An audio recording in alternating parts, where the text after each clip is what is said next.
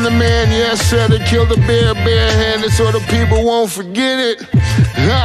Getting money for I was legal to drink. I care what a broke nigga think. Just like the pack of Lewis. Look, everything I do so cold.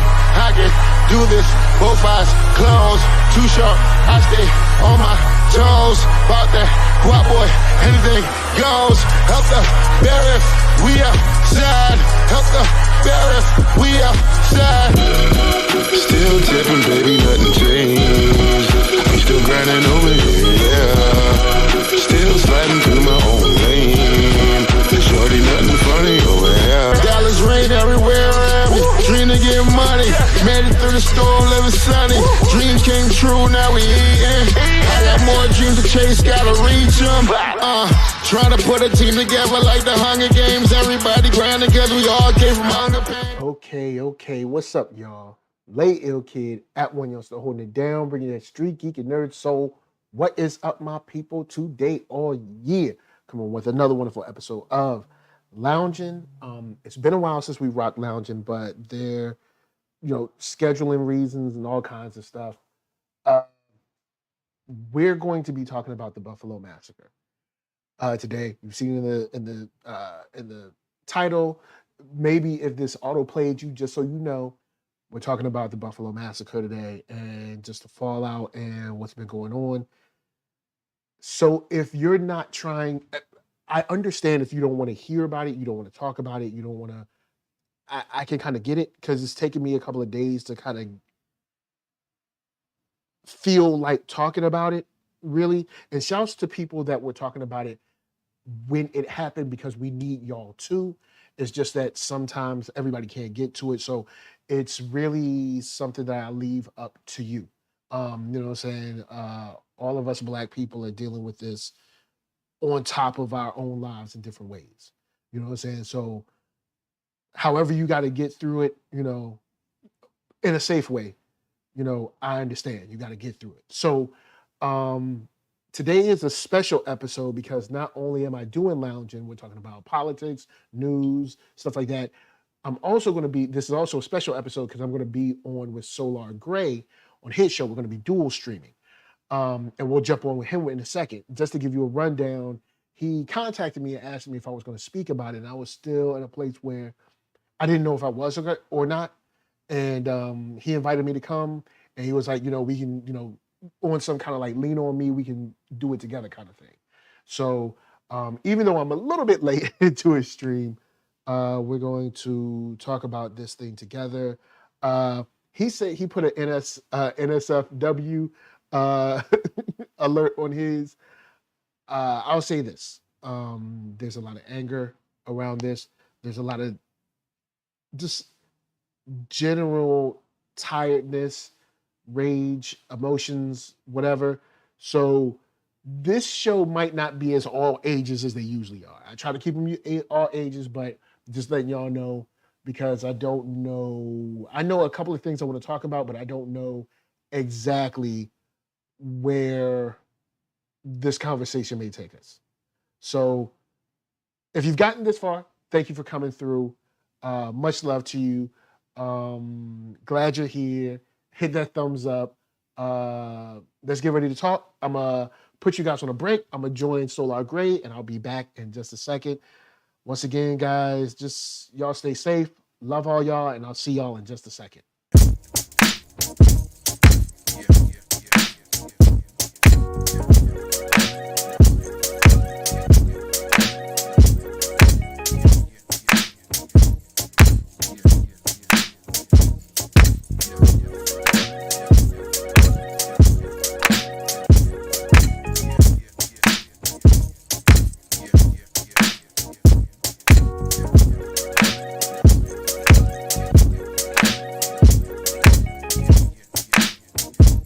My kid will have no father. And now this chuckle fuck drives 2.5 to 3 hours from Syracuse, New York to fucking Buffalo to go into the hood and shoot up these people where they eat. And you know what? I'm doing this now because when I'm in public and I feel this way, these same moderate fucking white people call the police on me because they're afraid that I might fucking hurt somebody. But this bitch can come into the hood, blast up on a bunch of old people, elders, people that are not physically fit to work, and he can shoot them dead and still be talked down by the police, still face trial.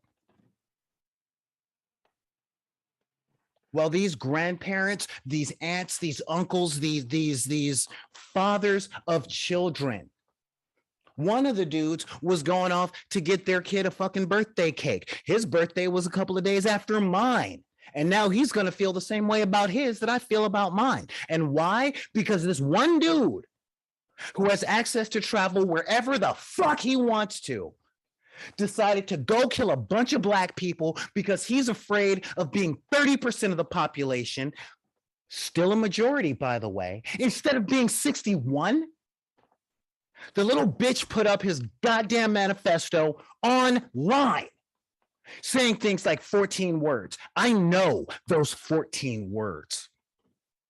They're talking about to assure the non-extinction of the white race. Y'all made up white in the first fucking place. Yeah, you're 10% of the global population. You don't like that America is changing? Go talk to your great fucking aunt in Belfast or fucking Hamburg. Because thanks to your ancestors' bitch asses, I don't have that option. And yet you were trying to mow down me and my people for the same fucking reason? Like I said, I'm mad. I was not able to sleep well because of all of this nonsense. And again, I warned you guys, not safe for work. And this is why I game. This one ain't safe. All right. This is why I game. I got with me today, my friend, one of the dudes I do many barbershop discussions about. And I know this is a part of me that you ain't never seen before. But yeah, now I know, because real talk, I'm normally trying to stay positive, and I've made it my life missions to understand everyone. That is the way that I think we can bring peace. And I'm gonna put it out there right now. I am not about going out there and using war. I don't want a fucking race war. I've seen too many people die over the course of my life to not want to see any more people die. All right, but here's the thing. We mind our business, we're still dangerous. We go shopping and we get terrorized. Literal terrorism. All right. He said it outright in his manifesto. All right. The only reason I'm not saying that chuckle fuck's name right now is because I can't remember it. All right. And a lot of people are like, don't say their name. Don't give them attention. No, fuck that. I condemn every single person, just like this bitch, just like Kyle Rittenhouse, just like freaking Officer Coon, Officer Nigger Hater, Officer Beat Darky Down, from George Floyd to Philando Castile to Tamira Rice to Rodney King to Sandra Bland, all of them. I'm sick and tired of hiding them. The thing is, the names go on. They go on. Amadou Diallo, Abner Louima, Eric Garner. The names go on and on. So it's the idea that you can, just like name a few is sad enough. But then when you realize like the names continue on, it's like where do you go? And there's a couple. All right, so I'm glad you said terrorists because I'm trying to think of the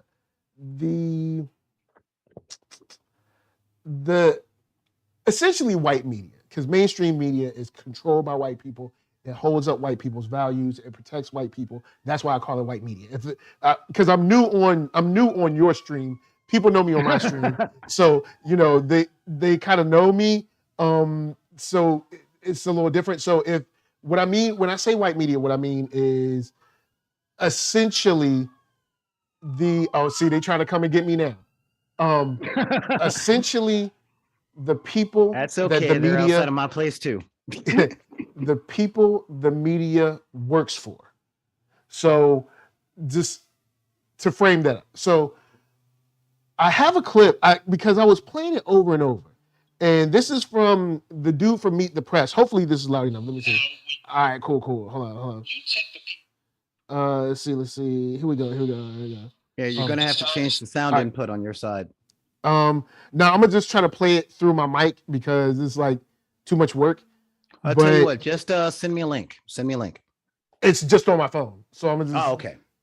So I'll just play it through my mic. But this is from Meet the Press. And I can't remember the guy that runs Meet the Press, but here it goes. This time, the scene of what appears to have been an active domestic terrorist was a supermarket in Buffalo, New York. All right, hold up. I got you. This time, the scene of what appears to have been an active domestic terrorist was a supermarket in Buffalo, New York. A white teenager, a boy really, only 18, wearing body armor, carrying an assault rifle, opened fire at a supermarket in an African-American neighborhood. All right. So hopefully you were able to hear some of that. I know it's from a phone. It's not the greatest. I don't have everything to throw the clips. But dude from Meet the Press comes on, right? And he's like, hey, look, this guy shoots up this place, a teenager, a boy really, only 18. And I love how before we even get to what he did, we're already creating situations of safety for him. A boy, really. Just a boy. Oh, he's just a boy. Just a boy, really. I mean, nothing to worry about. Just a young boy that may have lost his way. This harkens back to the Dave Chappelle skit about we need to define what is and what isn't, adult and what isn't adult. Because when it comes to, I guess you could say, when it comes to white people or people accepted as white in America, there's this you thing that goes on with them. And I mean, of course, I don't know the exact terms, but work through it with me. Group of frat members or whatever. Rape a girl. Frat boys and bros, yeah. Rape a girl. Just kids. This is kids. 12-year-old Tamir Rice. Killed, shot. Less than 10 seconds. 14-year-old boy. 13, I believe, back in the 90s. I can't remember what happened, but they tried him as an adult as quick as they could. Those are the kind of Trayvon. things. Yeah, Trayvon Martin. These He are was the a kind of things man where when he won the fight, yeah. and So yeah, I mean that's like I said, I'm livid. I am truly, truly livid. Um, hang on a minute. I'm doing a little thing right here. Just a little thing all right. right here. There we go. Yeah, with that particular thing I'm doing. There we no, Yeah, wait, no. no, coming back. Yeah. Sorry about that. Hang on. No, I got a way to do it. You just won't be able to see me in the same way. Well, I was just taking me off the doubles because the doubles was like too much. But back to what I was saying. Yeah, that's fair. That's fair. Before we get to the fact that he committed a crime, before we get to the fact that he murdered people, before we get to the fact that this was a massacre, digits. He before we get murdered to any of that, digits of people. we start creating excuses for him. We start protecting him. And that is the true shame of our situation in America. Like, yeah, Hitflix, the kid that killed the girl while they were wrestling, they were play wrestling. And they tried him as an adult. This is way back. It was like, it set like a precedent at that time. But here goes. Whenever it's somebody white, there's always this softballing. There's always this softness that goes on. And Black people have known this. And we've seen this stuff coming to bear more and more. Because essentially, white people, and when I say white people, I'm not talking about every single, I know you got that one white person that's down for the cause. But like Muhammad Ali said, if there's 9,000 snakes outside and 1,000 of them are good, I still can't open the door. even if those 1,000 snakes wanted to protect me, they couldn't. They can't. They don't have the power to. And sadly, we don't have 1,000 good snakes. What we have is like 25 good snakes, and the rest of the snake. Then there's like 900 snakes that are essentially indifferent. They just don't want to see it, but they're indifferent. And then maybe 75 snakes that are like, I'll help you if I can. So you're looking at these people trying to tap dance now, even though this man has said, grown man, he can go to war and kill people. He can vote. He is grown. All right. He is a grown man. Anyone else would be talking about, you got to get out and work. If he was Black, pull up your own bootstraps. But he's white. Oh man, he's just a boy, really? It's just, I was like, are you kidding me? But back to my point.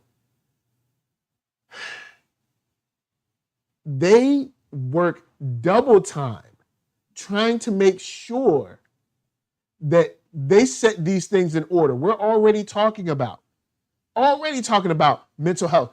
Dude wrote a manifesto. He's like, look, I ain't crazy, I ain't stupid, I just hate Black people. There it is, boom. They won't even let him say his own stuff. They're like, nah. Because the bottom line is Black people have continually told white people all the time, yo, white supremacy is an issue. FBI has even said it. Yo, white supremacy is an issue. Everybody said it. Well, everyone who doesn't benefit from it. When you get to the buffer classes, since I'm new to Solar Gray, buffer classes essentially describe white Asians, white Latinos, and Black people that sell out to be able to cozy up to the dominant society. Yeah, it's a long discussion. Ones. I ain't really got time for it, but I'm just skipping back. So these buffer classes that want to be that way, and I guess understandably, you look at how Black people are treated, you're like, I don't want that. So like they're busy trying to throw up this whole narrative of mental health. And it's like, bruh, he ain't crazy. I mean, he crazy, but he's not crazy. Like he knew what he was doing. This wasn't an accident. Like he wasn't on medication. He didn't, have a concussion yesterday. No, he knew what he was doing. And we're soft shoeing through this whole thing. And then after you see this fallout, then you see no words. No words from, where's the Congressional Black Caucus? Where's the call? Where's the call for legislation? Remember when black people were being blamed for for Asian hate? Remember that? Remember how really quick they got this bill pushed through? Remember, nobody's calling for legislation. Do you hear any? Do you hear? No, you hear none. I hear some crickets. I hear some crickets. Now, seriously speaking, you know, like I said, I've been sitting with this. I did some research on Buffalo. Now I will tell you, beyond having skin in the game, this one is a little close to my home. All right. One of back in the deck's first deckers, born and raised in Buffalo, New York, big old white guy. And he was a cab driver. And if he had not gotten married and moved to Johannesburg, he could have been shot on Saturday. He could be gone, but he's in South Africa with his wonderful wife and her awesome family. All right. But the thing that gets on my nerves, I got a picture over here because this is the part that I cannot wrap my head around. Or I can wrap my head around it very well. Okay. But I can't stop being angry from it. And that is this. All right. The Vegas shooter, heavily armed, arrested. Yep. George Floyd, unarmed, dead. Kyle Rittenhouse, heavily armed, arrested and found not guilty. Okay. Sandra Bland was asleep and unarmed, dead. Another shooter, heavily armed, arrested. Tamir Rice, dead. Over and over and over. Yeah, Breonna Taylor's up there. On. And most recently, this chuckle fuck here, who is responsible for, who is truly responsible for Saturday. Now, this dude, he was arrested. I showed, for those of you guys watching us on NERDSoul on YouTube, I showed pictures and some footage of him in the court as he's holding charges. Yeah, he was wearing a paper dress, but I saw no bruises. He was in a mask. He was still able to stand upright. And in this world where if I go see half of my friends, I might not go home. This guy, now, number one, he was arrested. Number two, he had a hearing. Okay. He got the due process of law after live streaming his intent and action to murder as many people as possible. And when the police showed up, they talked him down. They arrested him. Okay. They weren't scared for their lives. They didn't fear for their lives in the same way they did when Philando Castillo calmly stated that he had a gun in the trunk of the car when asked. And folks, that buffer class that he's talking about, and of course, the moderate, liberal, quiet, white American, will not say anything about this. Now, I was talking with my girl earlier today, and we were watching Rachel Maddow, fantastic reporter, and she went off not as hard as I have, but I could see she wanted to. I could see she wanted to. I'm surprised because MSNBC is usually try to pretend like stuff. They be hitting you with the POC as well. Yeah, no, not yesterday. Not yesterday. Rachel went off. She's the one that talked about the history of the town before the black people got there and what the city did. And she was almost in tears. I got to give a major shout out to her.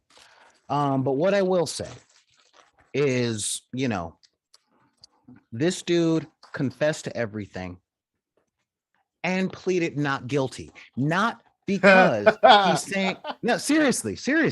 He pleaded not guilty, not because he's saying he didn't shoot all those black folks, but because he doesn't feel that he did anything wrong. And this is where we go when you talk about a sub or a section of a nation that is considered free from prosecution, immune to like, I don't know, arrest, law, whatever, immune to essential, consequences. And when I think about consequences, someone brings up Janine came in and said, "Where's this dude's parents?" Yes. Also, all those people watching the stream, where are they at? The consequences aren't just him. There is a let's be honest. What is it? Chris Rufo or whatever, Tucker Carlson, all these people that have been pushing this stuff about people being replaced, and it's like it's not happening. It's not like you're talking to a white friend and then you look this way and you look back and it's like a black dude. No one's being replaced. It's not happening. It's fake. It's not real. But they push this stuff. And what happens is when you have a set of the populace that you say, you'll never be in trouble, you're perfect, you're good, you never do anything wrong, you're always right. The second someone says, hey man, there's 2 more people over there, and like you have like 3 less people over here, they go into panic mode. And I have one more audio clip. This one, hold up. This one is from Professor Black Truth. Shouts to him. I don't think I've shouted him out before. Shouts to him. I'm not trying to rip his stuff off, but dude does a lot of deep dives on stuff, and he does his thing. Now, I know people feel different ways about him, but this is an interesting clip that he said. So now, when you take the people in the society who have the most money, the most privilege, and the least legal restrictions, and you feed them a phony white victim narrative, you're prompting them to use their privilege and immunity from law to commit violence. That is a really big point. That is, and I'm not really down with Hotep brothers and all that stuff, but well, he's not a Hotep. I wouldn't consider him a Hotep. Okay, but, all right, but I mean, what he's saying is exactly right. You're essentially telling them, hey, like you're in danger. You've got to do something about it. And once again, we're looking at regular, everyday people that would just go into the store. And I told you offline, I think about how many times I just run to the store, and NERDSoulite wants to go with me all the time. He's 4 years old. So now I have to wonder, because it's been swirling in my head, what do I do if I'm shot? He's not. What do I do? Like, what am I thinking to tell him to run? Do I try to hide him? What do I do? Out of just going to get juice. Ice cream. Yeah, ice cream or anything, paper towels. They said one lady was just going to pick up dinner.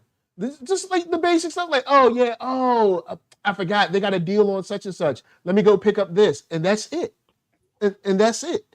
Now, on the flip side, I will say, because this gets into the protection side, I don't know, because I know New York is really strict on carrying. Well, hold up. Before we go there, I got a few more points I got to make over here too. But yeah, because number one, a lot of people are going to try and put this toward gun control and all that stuff, and there are conversations to be had if you're bullshitting. All right. Yeah, this isn't a gun control really issue. Be had is to address the white supremacy and the anti-blackness of the United States. And look, I got family that's LGBTQ.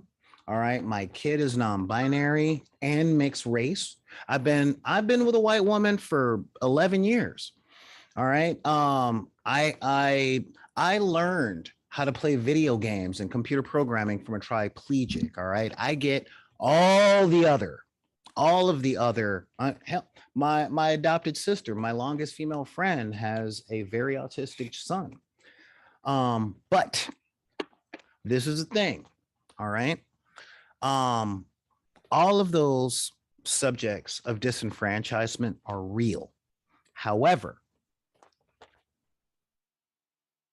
the level of all those other things do not come with the history and practice of violence that anti-Blackness does. And I'm talking physical violence, architectural violence, legislative violence, and what was it? It was one other, the thing that makes cities herd Black people into areas where they're building lead plants, dumps, chemical processing plants. Zoning.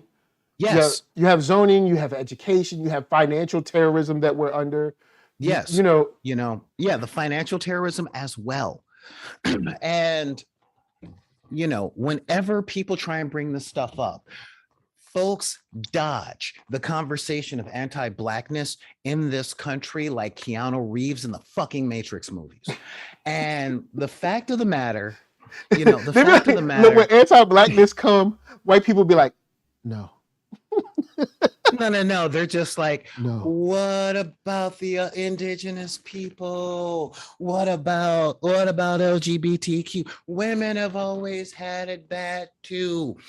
America does not have a history of lynch mobs against women that aren't Black, where they bring their children and have lunch beneath the dead body. All right. They haven't done that. They haven't done that to handicapped people. They haven't done that to, Hawaiians, Pacific Islanders, Japanese people, Mexicans, you name it. There has not been an attack on any other group like the attack on Black people. With violence, most specifically Black men, because they understand when it comes to violence, you get rid of the men, you have no protection for the women. Women are usually hypersexualized in a violent way, but that's a whole nother conversation. And that is not to mean that other attacks have not been done on other people. No, we're not to say that. Longevity and consistency and re-fucking finement. All right. Yes. Two of the worst governments in the history of the world, the history of Western civilization, post the fall of Rome, studied their methods from how the United States treats Black people. I'm talking Nazi Germany and apartheid South Africa. They said, hey, that's a good way to do it. But, let's tweak this just a little bit. Seriously, the way the anti-Blackness in the United States is a template for oppression across the entire planet. And we need to talk about that, because this level is how we get our Kyle fucking Rittenhouses, our George Zimmermans, our chuckle fuck that went from Syracuse to Buffalo. I really want to make that clear. That is the distance. That is 3/4 the distance between Los Angeles and Vegas, or Los Angeles and San Fran fucking Cisco. Because what they said it was like 200 and something miles. Yes. So this dude drove. See, 200 miles is going to run you about 3.5 hours, something like that. So, this guy made sure you knew what he wanted to do, and we're already someone in my chat said they're throwing up the word POC, and it's like. You see the, Joe Biden, all of y'all folks, Joe Biden, you know what I'm saying? Y'all was like, we got to get Joe Biden. I remember being like, yo, man, I'm going to keep it real. I know he's not Trump, but I don't know if y'all should, expect that anything great is going to happen. People were dancing in the streets, and I was like, I don't know.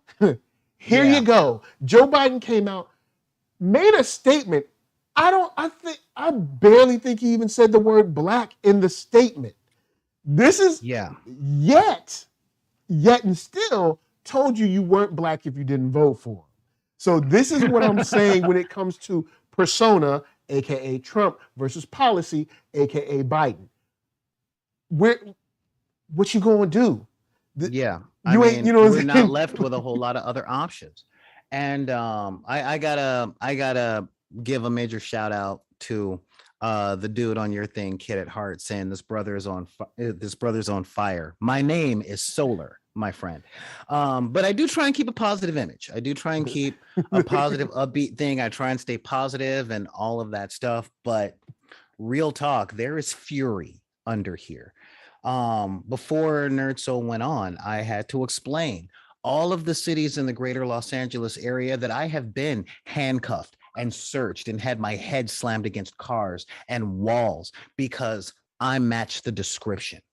You know, it's Me actually too. funny because when I go down to Crenshaw, you know, a lot of brothers look at me and they're like, I don't know, what's for things that go good with Hennessy? And I'm like, man, I don't drink. I don't know. But I'm like, don't let the smooth taste fool you. I am from the streets. And Make a beat with this pencil. Yo, yeah, exactly. That was classic. They took me back to high school. That was classic. Yeah. And but the fact of the matter is I try and aim my anger. All right.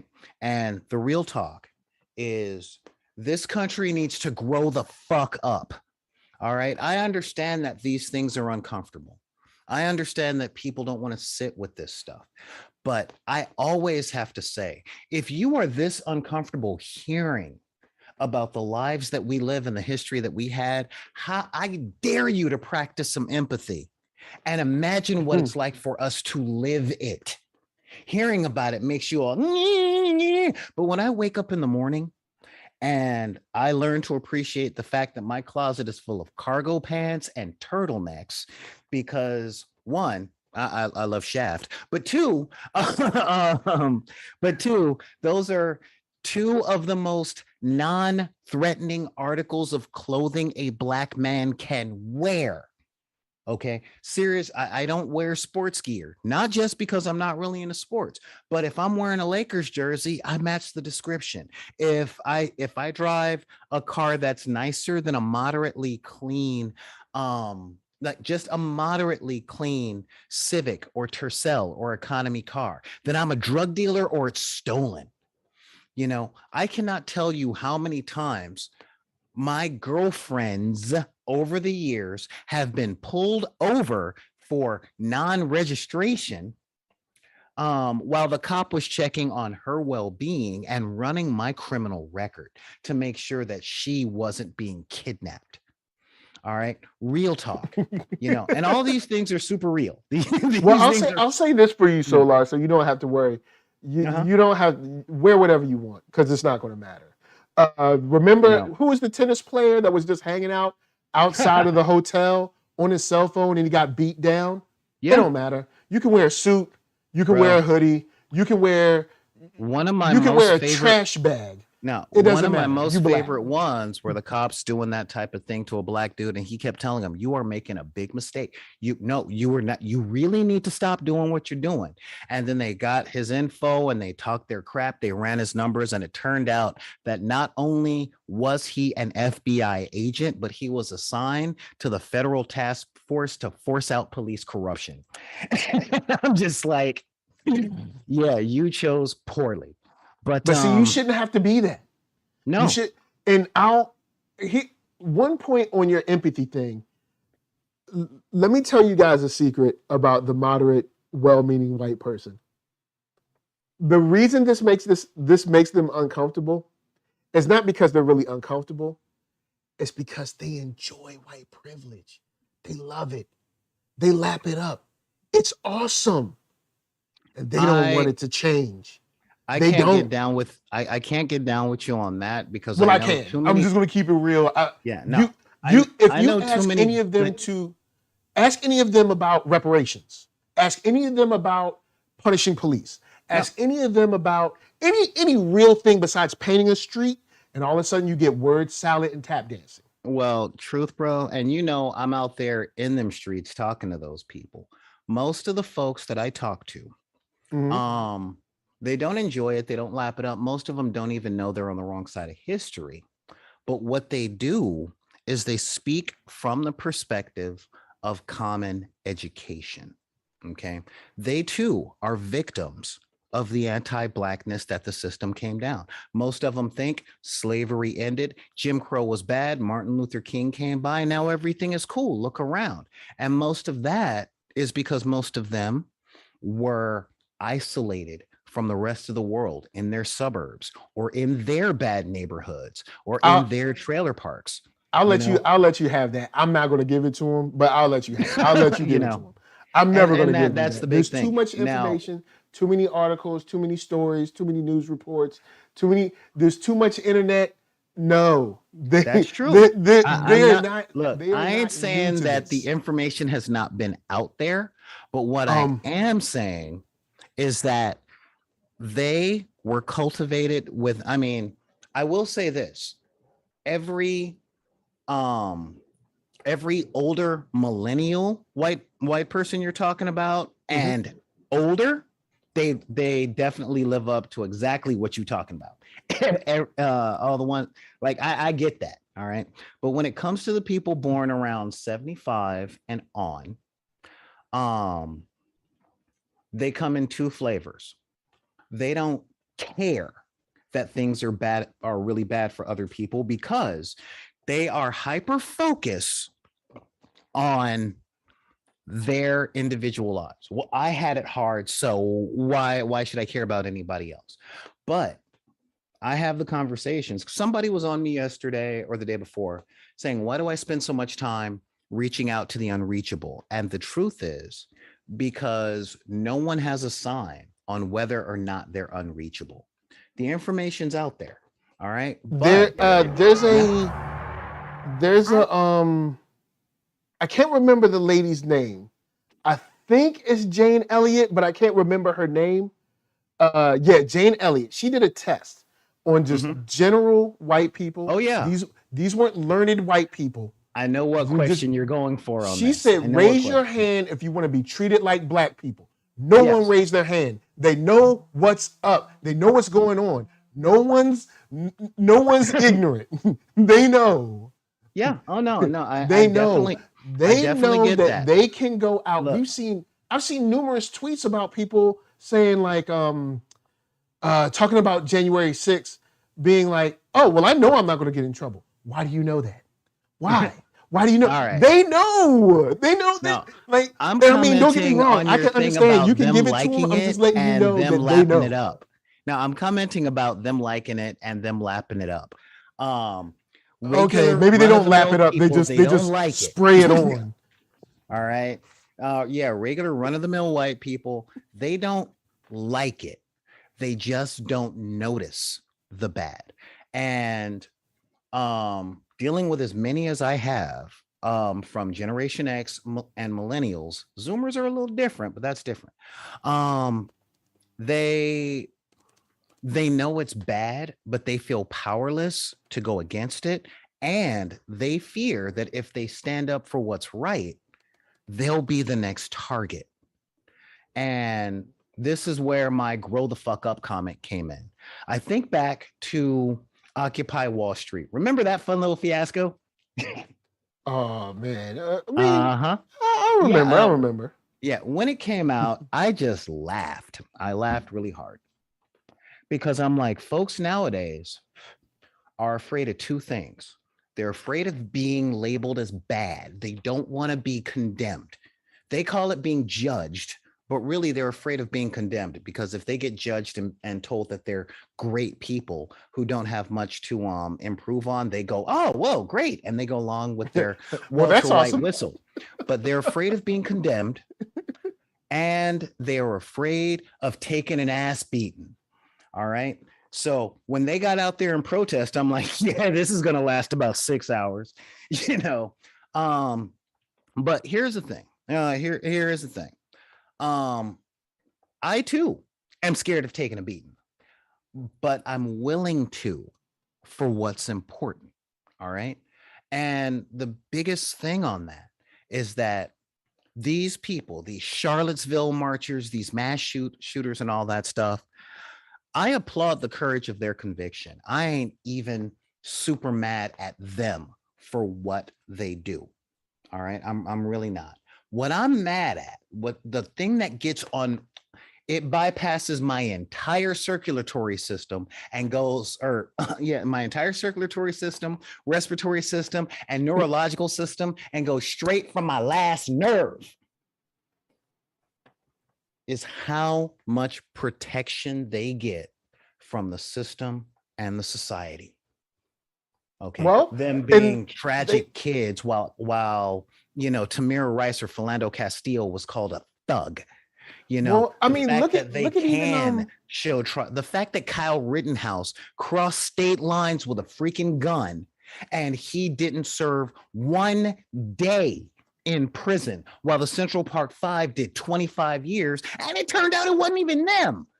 well, The man. dude that said they should get the death penalty was made president of the United States. Well, I mean, And let's speak about the current president, right? All right, so current president comes through, knows that the country is like, hey, policing got to change, it's got to go, be restructured, reset button thrown out, whatever.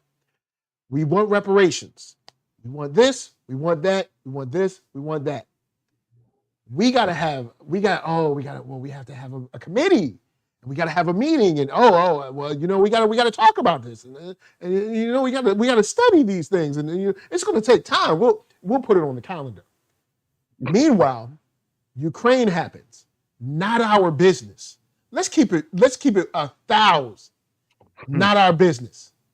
Billions. No questions. No committees. Billions. No questions. No committees. Now let's go on to Afghanistan. That's bad. All right. That's something that started way, way before him. Bring him on over. And this was a lady in Massachusetts, and they were diverting funds like, hey, we're going to give these immigrants from Afghanistan money to get on their feet. And she was like, hey, this is cool. And I can't remember. She might have been the mayor. I can't remember who she was, but I think this was in Massachusetts. And she was like, but we got tons of homeless people that y'all always say we don't got no money for. And she was condemned. Like, she was condemned like she was crazy.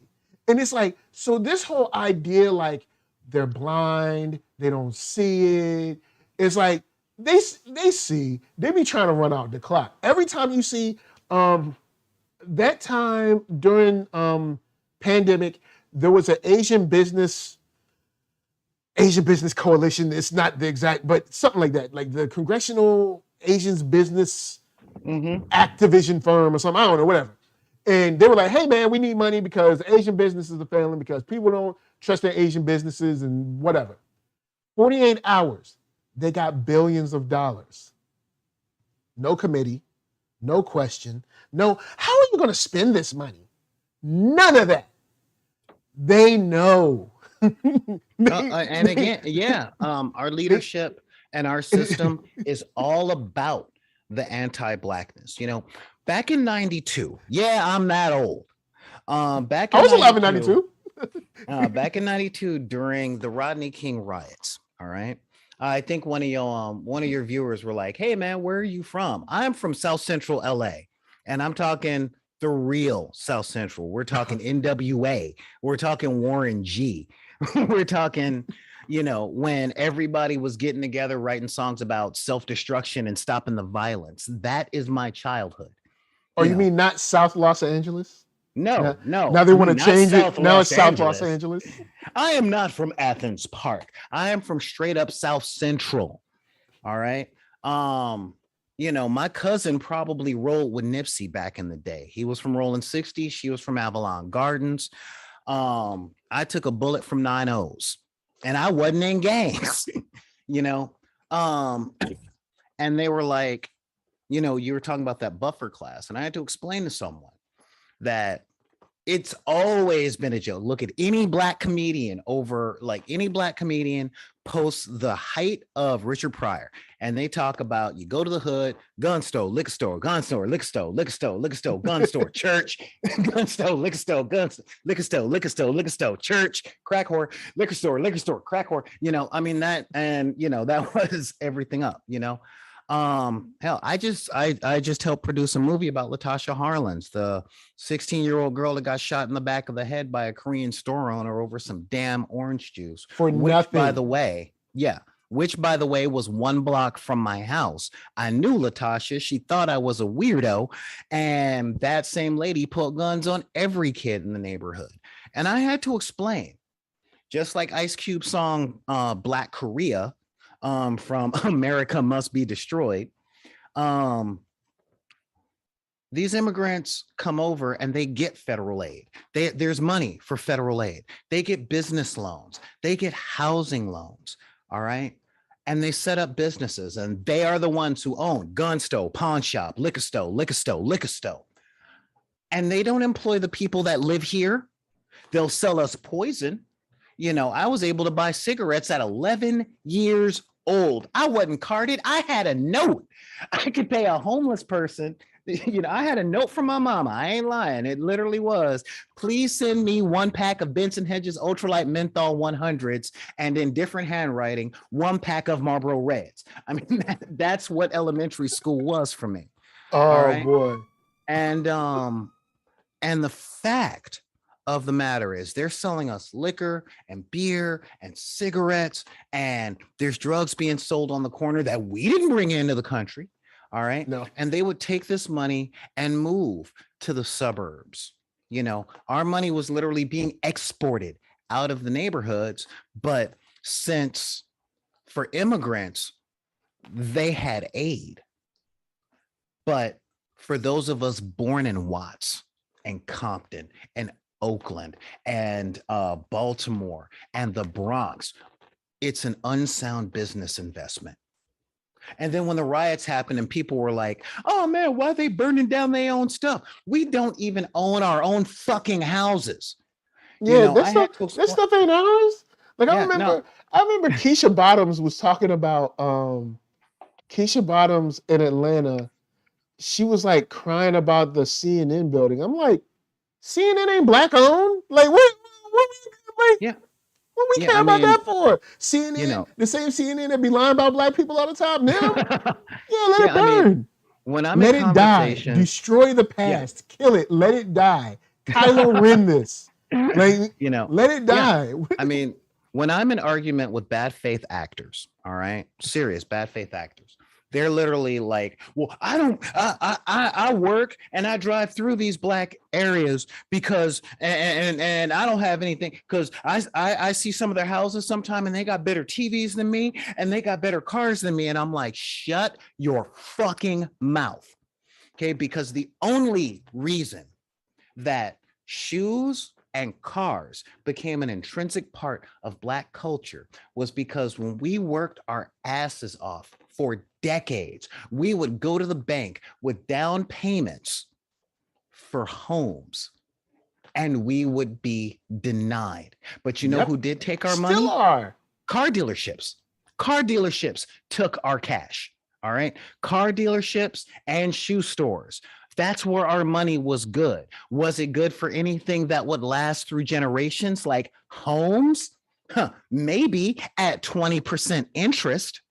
You know, was it good for colleges? Nah, son. We can't get high scores in colleges because our legislations don't clean up our air. So we got kids with respiratory problems and fucking lead poisoning from the gasoline that was used until 1987, which, by the way, has the side effect of unchecked aggression. And then they cut the funding for our schools, not just our sports programs or our music programs or our art programs, but our fucking books. You know, I grew up in a school where our history books still only went up to the Carter administration. Okay, this was 1984. It had nothing about Reagan, nothing about Gorbachev. Matter of fact, the schools in my neck of the woods didn't get books about the Berlin Wall falling until almost 2000. And speaking of, I had to pull it up because I couldn't remember who it was. Speaking of that bank stuff you were talking about, Wells Fargo, yet again, got caught yet again giving higher interest rates to black people than white people just this April. And they got caught like in 2016. Like they do this over and over and they're still allowed to operate. You want to know why? Because the system is set up for them to continue on. These are the same banks that got that TARP bailout money. Remember? You remember? I remember. They're also the same banks that got the the federal stipend for too big to all of fail. their tellers that their tellers and janitors didn't get, but they did do stock buybacks and bonuses for their CEOs. Remember that? Remember 2019 or remember 2020? I remember. Like they just got in trouble again. But this is the game. So it's like, yeah, I had to stay in the hood because I couldn't move out. Because when I tried to move out, either real estate agents steer me out of those neighborhoods, or when I get to those homes, the sellers won't sell them to me. Or when I finally get a chance to speak to the escrow company, they price me out with the interest rate that they don't give when it's like for like that they don't give to white people. So once again, guess what? I got to just drag myself back to the hood and just stay there. Maybe get a new car, maybe just whatever.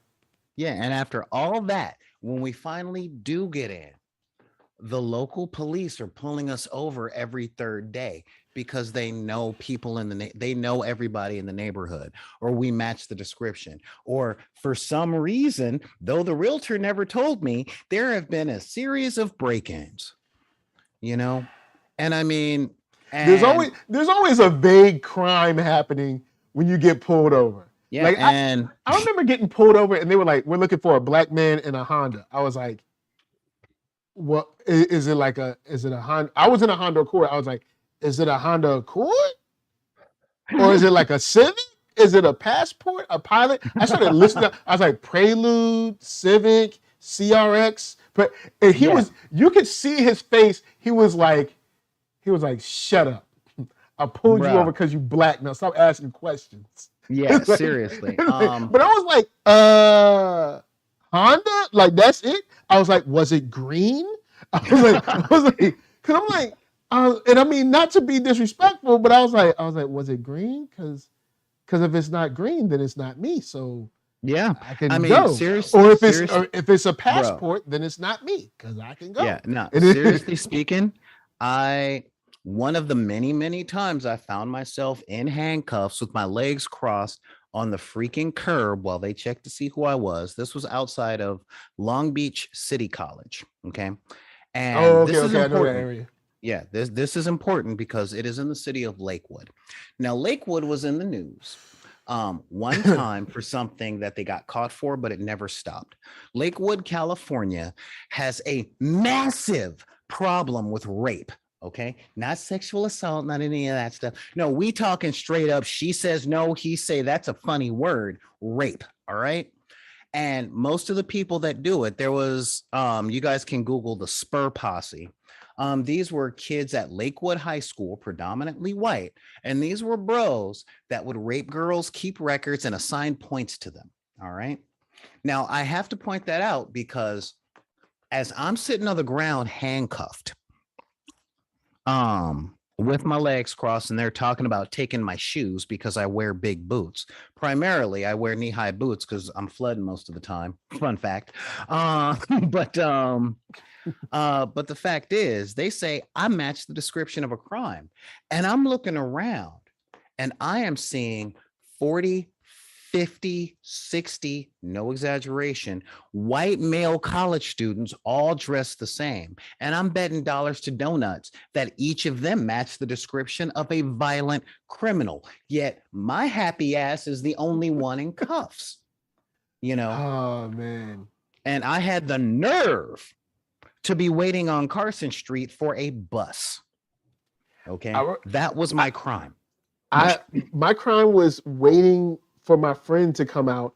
I'm pulled out, I'm slammed on the hood, then sat on the ground and in cuffs waiting because there's a man in this area with a shotgun.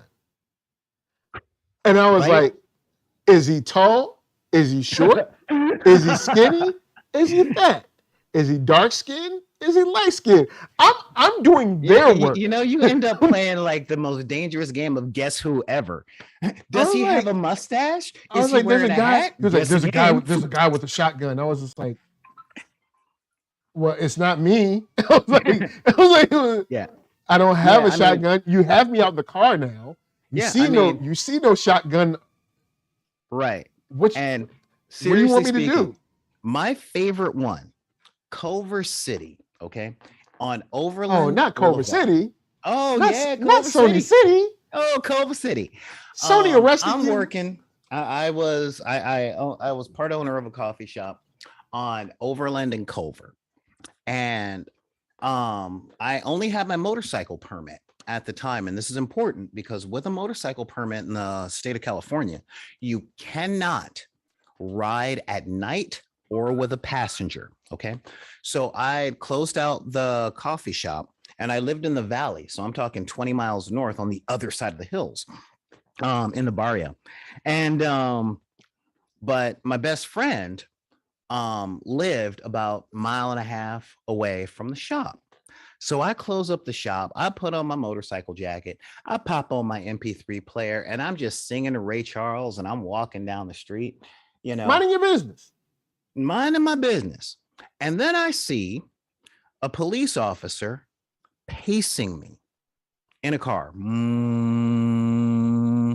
And growing up in the hood, you are used to the police spotlight when you're walking down the street because they shine the police spotlight, you look over at them, and then you walk any direction other than toward them, and that's suspicious behavior, and it's cause to be pulled over.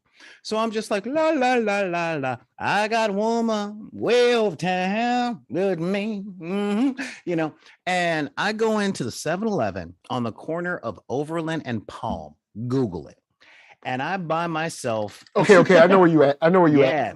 And this police officer has followed me from Culver Boulevard to Palm Avenue. And I go Hold in. on, from Culver to Palm? Yes. And wow. And I walk in. He been following you for a minute. Yeah. Okay. Right, to give people an idea, that's probably about a mile or two. 3/4 of a mile. About 3/4 of a mile. It just seems longer because of traffic. Yeah. And I walk in, and this was back when Hostess was doing this thing where they put 3 cupcakes in a little bundle. So I got myself one of those things of cupcakes and a 20-ounce bottle of Mountain Dew. Okay, I didn't even come out with liquor. Didn't even come out with cigarettes. I came out with cupcakes and soda. No drugs. And at that particular point, they flashed their lights. And the cop says to me, and I quote, so I says to Mabel, I says, no, the cop says to me, and I quote, I know it wasn't you, but you match the description of someone who committed a sexual assault. And I've got the victim in the car, and we're just going to put the lights on you so that she can identify that it wasn't you. Whoa. Now, I am not a lawyer. Before I even get started, and I know very little when it comes to California law, but I am sure you can't do this. Well, here's the thing. I'm sure if a lawyer was present, they would have been like, out of here. This was before my brother graduated law school. GTFO with anyway. That. Yeah. So, and again, if I change direction, that's suspicious behavior. And since he was in front of me, I couldn't keep walking because I may have accidentally bumped into him, which counts as assault. And I look over him and I'm like, so it's not me. Yeah. But what happens if she doesn't know that it's me? And he's like, well, she probably won't. So I'm sitting with my hands on the freaking on the freaking hood of the cop car, and they got all these lights shining on me so that I can't see who's in the back seat, if anyone at all. They dropped my damn cupcakes on the ground, and then they let me go. Because of course, I'm like, what is the description? And I swear to God, I've been thinking about writing a comedy script about this because I see the cop going, oh, well, he was 6 feet tall, wearing a motorcycle jacket, and has dreads. Yeah, that's the description. That's almost what he did. But he said, tall black man with dreads wearing a motorcycle jacket.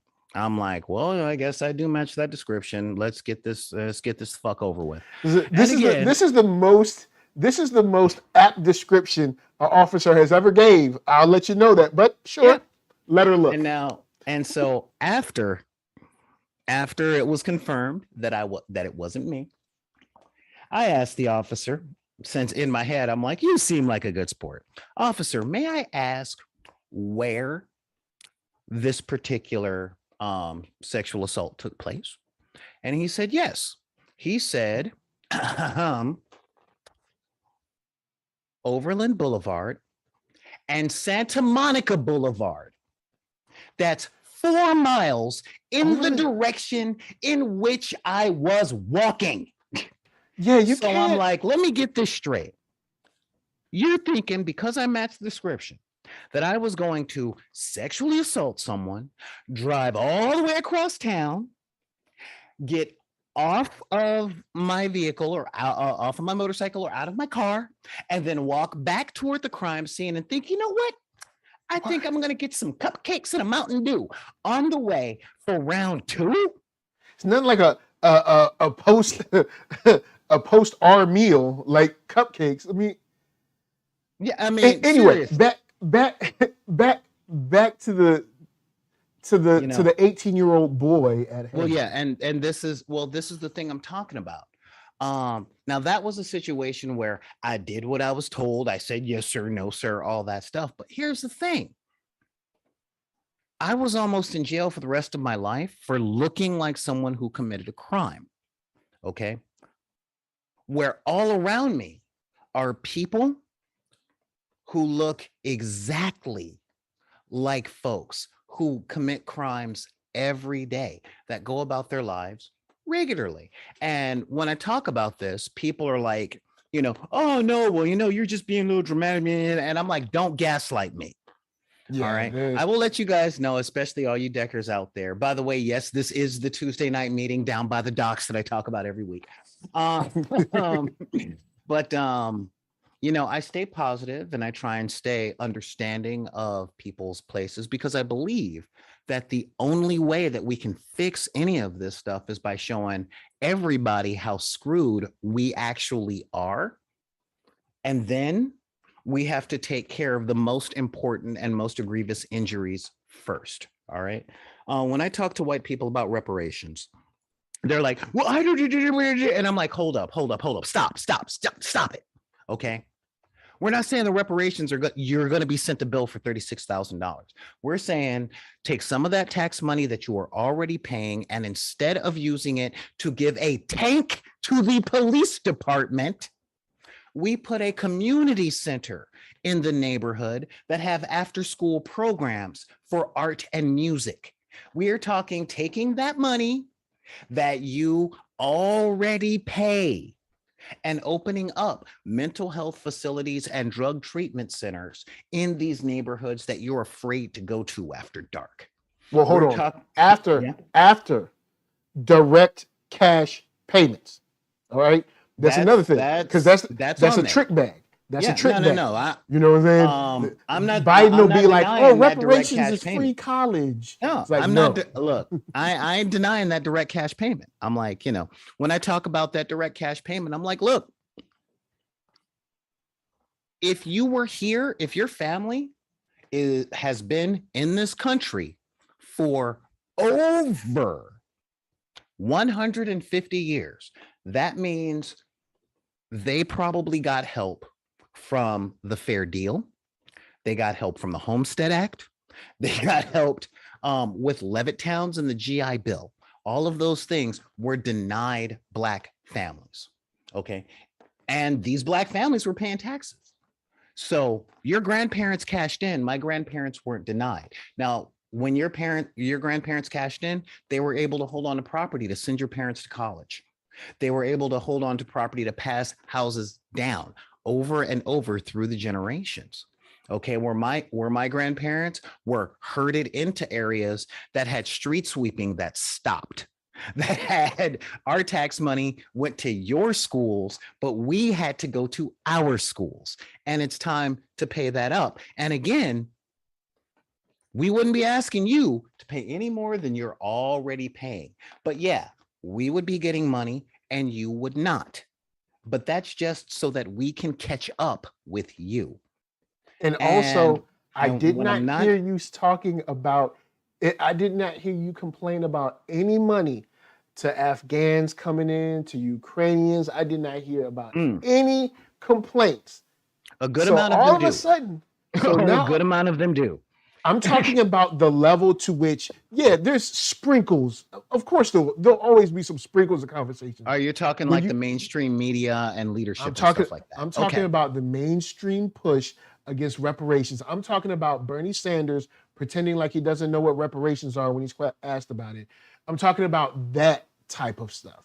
Okay. Like, of course, there might be a couple of people down the block that are like, hey, man, I don't like that. That's wrong. I'm talking about the concerted media push against reparations for Black people, yet when money is given anywhere else, it's just like, oh, well, you know, they gave money over there, you know, next in sports, you know, LeBron James dunked on somebody. Like that, like that's it. Like there's no other discussion about it. It's just like, oh yeah, that's what we do. All right, cool. Yeah. So you know, I have mean, a good day, like, guys. Yeah. And it's like, you know, when I bring this stuff up, I'm like, you know, you're saying it's not fair, it's not fair, it's not fair. Well, you tell me this. Do the people of Greenwood, Oklahoma, did they get a fair deal? Did Central Park get a fair deal? Did Buffalo and Watts and Compton and Oakland and all the places that first had white flight and then had a removal of infrastructure for street sweeping, schools, grocery stores, and home ownership? Did they have it fair? You know, you're saying that you're mad because you don't get more, and we're mad because we don't have as much.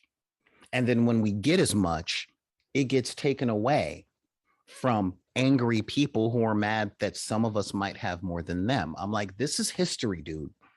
And when I approach them like that, a lot of them tend to listen. It's slow going. It is slow. But the fact of the matter is, I'm still super angry at the way this stuff is going. Because again, the dude left a note. This is why I did it. And if I get away with this, I'm going to a church next time. Like, real talk, this Chucklefuck's manifesto said specifically that he targeted that store based on its zip code because that zip code had the highest amount of Black people in it. Now, I'm not mad that he did that. I'm not. That was actually a pretty clever piece of investigative work. I am mad that zip code can be used to find out where all the Black people are. You know, we're 14% of the population, but we're in one area. You know, my girlfriend is Jewish and she is very, very scared for Israel because the planet, like the cultures of the planet, have never really liked Jews. And her fear is the Magneto-Genosha problem, where you get the majority of Jews into Israel, and then the people that don't like Israel will freaking bomb the place. And in America, it's been, we don't like Black people, so we're going to put them all in these areas, in these neighborhoods, in these schools. And they don't drop nukes on us, but for some reason, crack got in. For some reason, there's more police. For some reason, there's fewer necessities like housing, healthy food. Post the era where they did bomb towns, where they did flood towns, where they would level neighborhoods and create your favorite park in America. Right. Like, yeah. This is post that era. Yeah. I guess they're being nice now. But this is post that era. But yeah, you're right. He's like, yo, I'm going to do this. And if I don't get arrested, guess what? I'm going to do more. That's that energy that is like, we're all just trying to trudge through. And I wanted to ask you this, because yes, there's been people saying, okay, well, nobody's talking about it on the timeline. Nobody's doing this. We need something to do. What are the solutions? And outside of, I mean, Keithan brought up something. I'm gonna reference his statement in a second, but we are strapped with not many options. Like, many people are saying, well, it's a voting year. Voting is coming up. No, not one person on any ballot, at least in my area, is even interested in any Black issues. Speak up wherever y'all are in the chat. Let me know if the people in y'all area, if you got someone in your area who's like, yeah, Black people are being treated like this. I want to push this legislation.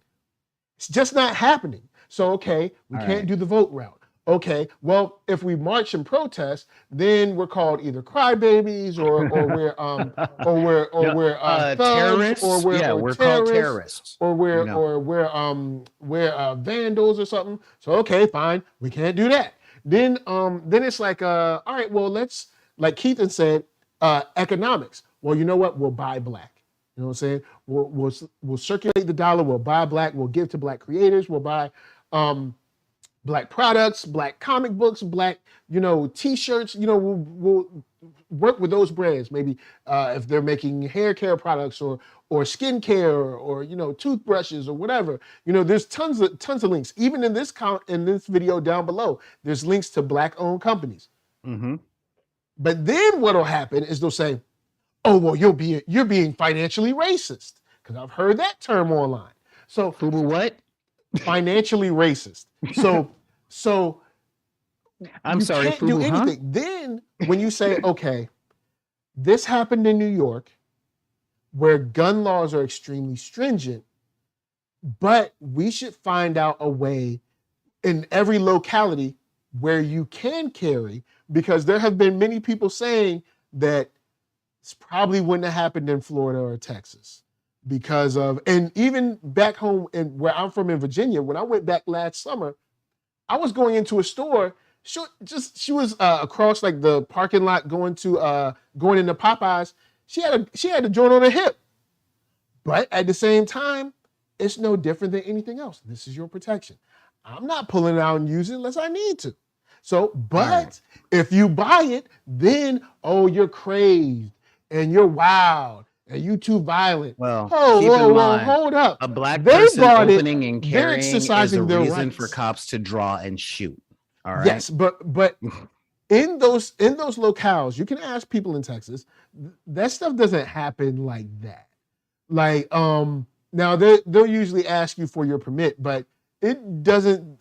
People carry in those locales. People carry pretty, I guess, regularly, if that was the term. But the thing is, if you do and you want to, then all of a sudden you're dangerous. You're crazed. Why do you need it? But they never ask these questions to the boys starting up their militia. And see, they never ask that. They're just exercising their rights. And that right there is what I'm talking about when it comes to the anti-blackness in this country. Okay. I had therapy today and I was talking to my therapist about this. And this is a thing that I'm always trying to educate people on, because here's the thing. It ain't on us to fix this. It is not on the black community to fix this, because we are not the fucking problem. This is on white people, because if black people had the power and the pull to fix it, we would have by now, but the thing is, and this is a really big thing. All right. As you guys know, I study quite extensively, and I've studied the Constitution for a bit. I mean, I'm no Supreme Court justice, but it turns out I'm more qualified than 3 of them. And in the Bill of Rights, or the preamble, it says, "We the people of the United States." But when you look into anthropology, all right, anthropology is very clear on the fact that people or persons are not a natural state of affairs. It is a position of status within a civilization. This is important because we get all this mixed up crap when people talk and they like to hide behind the Constitution. And I'm sorry, but when the Constitution was written, no person of color, Native American, Asian, especially black, and women, they were not people. All right. Not even the poor were people. Rich land owning white men were people. White men could become people one day. They could one day work and build up enough wealth to own land and become the people. Okay. But remember, the 3/5 compromise was about controlling the electoral college and stuff like that.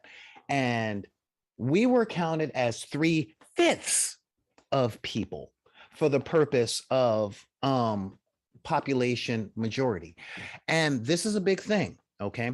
Because we went on to this whole idea that everybody born in America is a person with inalienable rights, but we never addressed the fact that people had a very narrow definition. The word people, the concept of personhood had a very, very, very narrow window for qualification.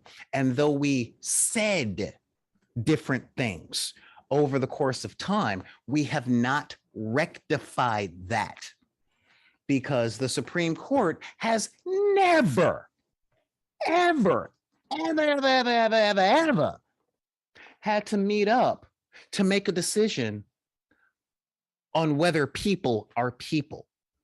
Okay, what it was whether non-people counted as 3/5 of people. The Supreme Court has never, ever, ever, ever, ever Well, hey, had to meet, to say that people can do what they want with their own bodies. Okay, because women weren't included in that stuff too.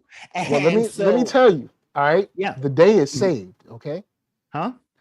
I'm just letting you know that the day has been saved, because I don't know if you know, but Ketanji's in there. All right. And she's going to solve everything. All right. It's a slam dunk. It's all over. All right. Didn't you say the same thing in 2008?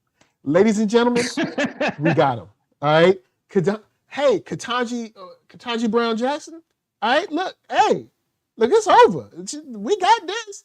Oh, look, everything gonna be all right. I mean, that's what they told us. If you watch the news, they made it seem. If you saw Cory Booker doing his Shakespeare performance, you would have thought, hey, it's just around the corner, y'all.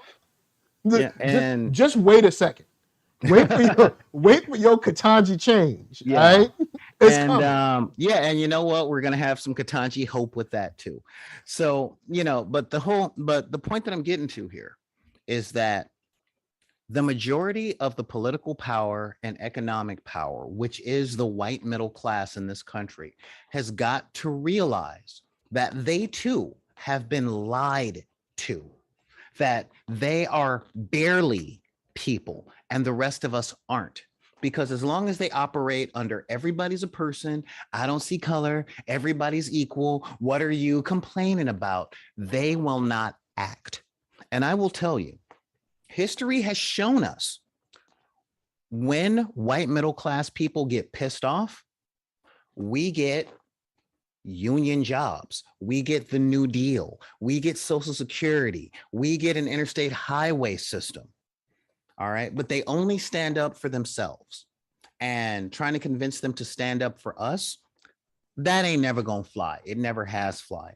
But if we can show them that they're just like us, then they will get mobilized. And truth, and this is not me being a conspiracy theorist, this is literally just me pointing out history. When Martin Luther King was talking about Black people needing their rights, there were a few beatings, there was some jail, there was some bad press, okay? As soon as he talked about middle-class white people getting screwed because we're all getting economically screwed, blam. When Malcolm X was saying through any means necessary, whole lot of bad press, a couple of beatings, a lot of jail time, but as soon as he started saying that the middle class people in this country are no different from Black people, and we need to look at everything as it is and see that everybody who's not super rich and in charge is being taken advantage of, blam.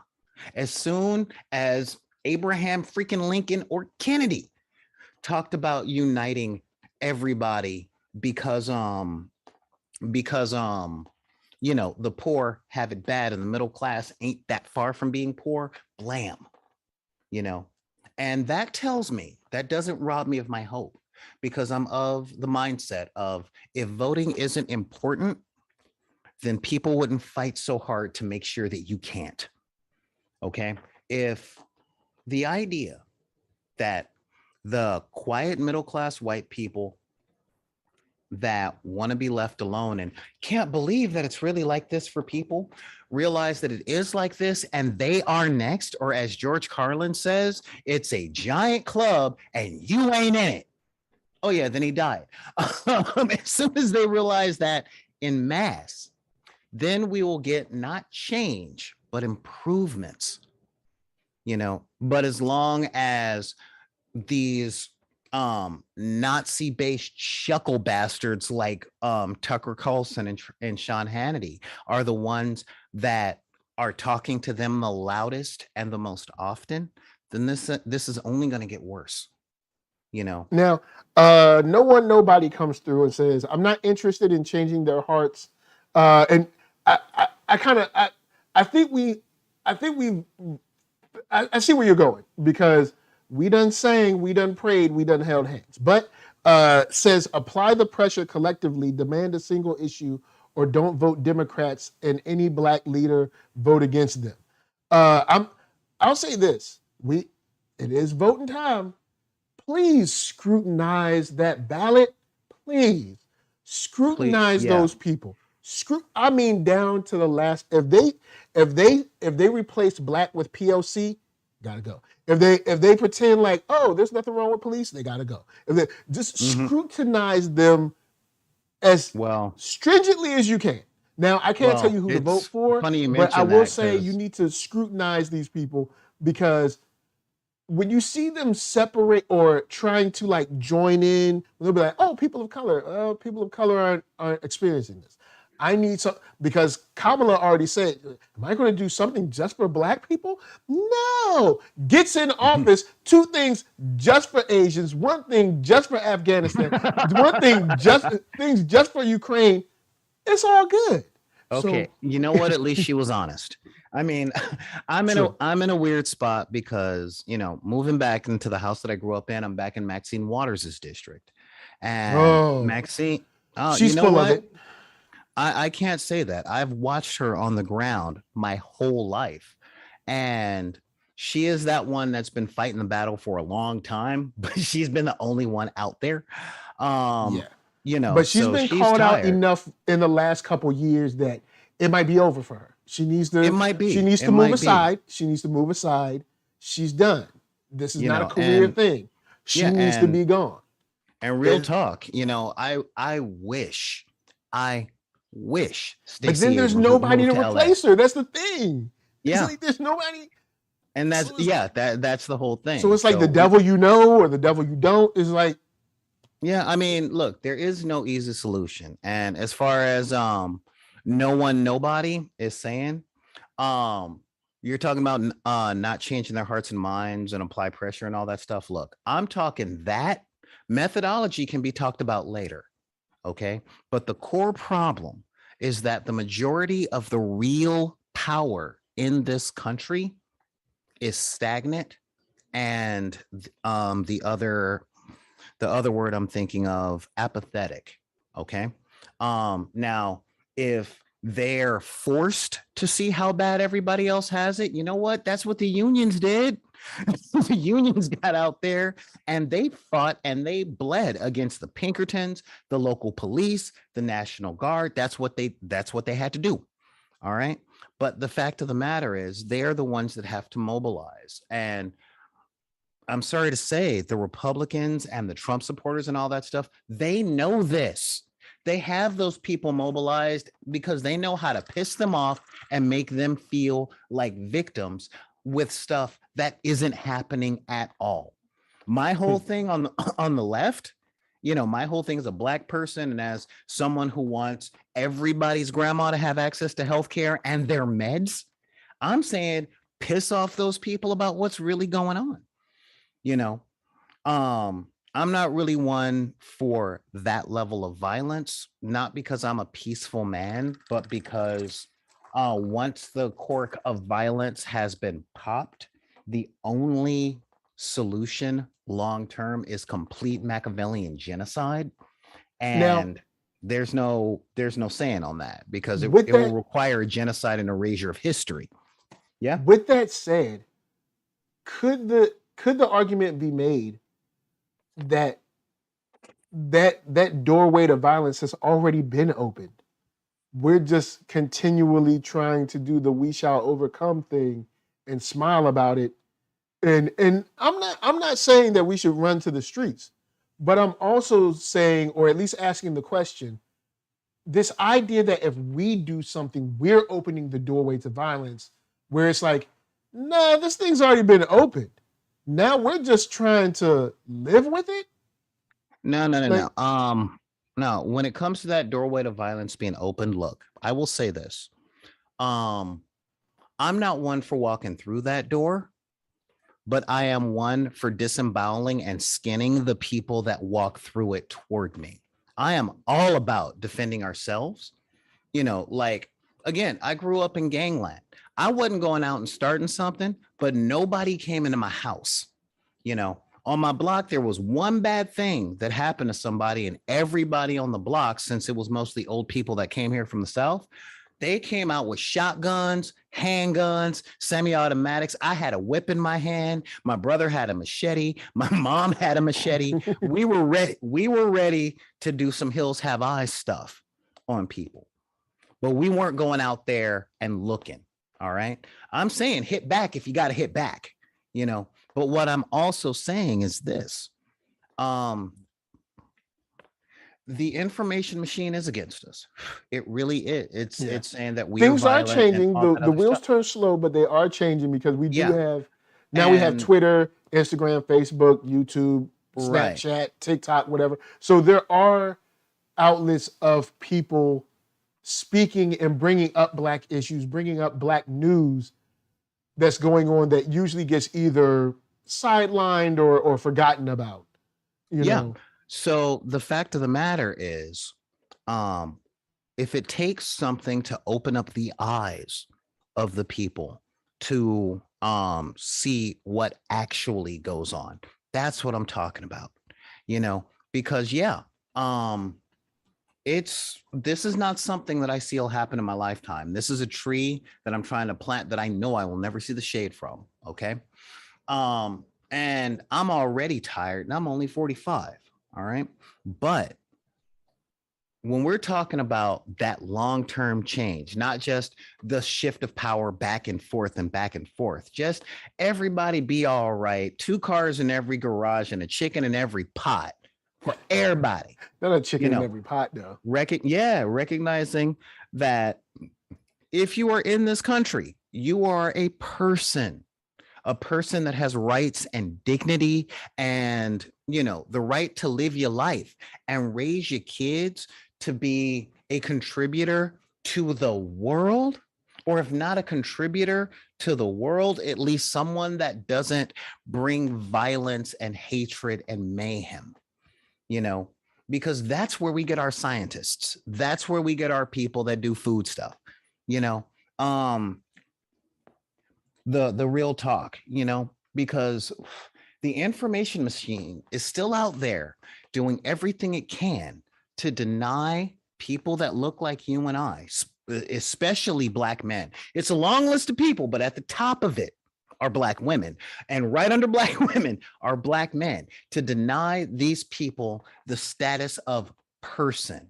As long as we're thugs and harlots and charlatans and all of these things, it's okay to treat us terribly.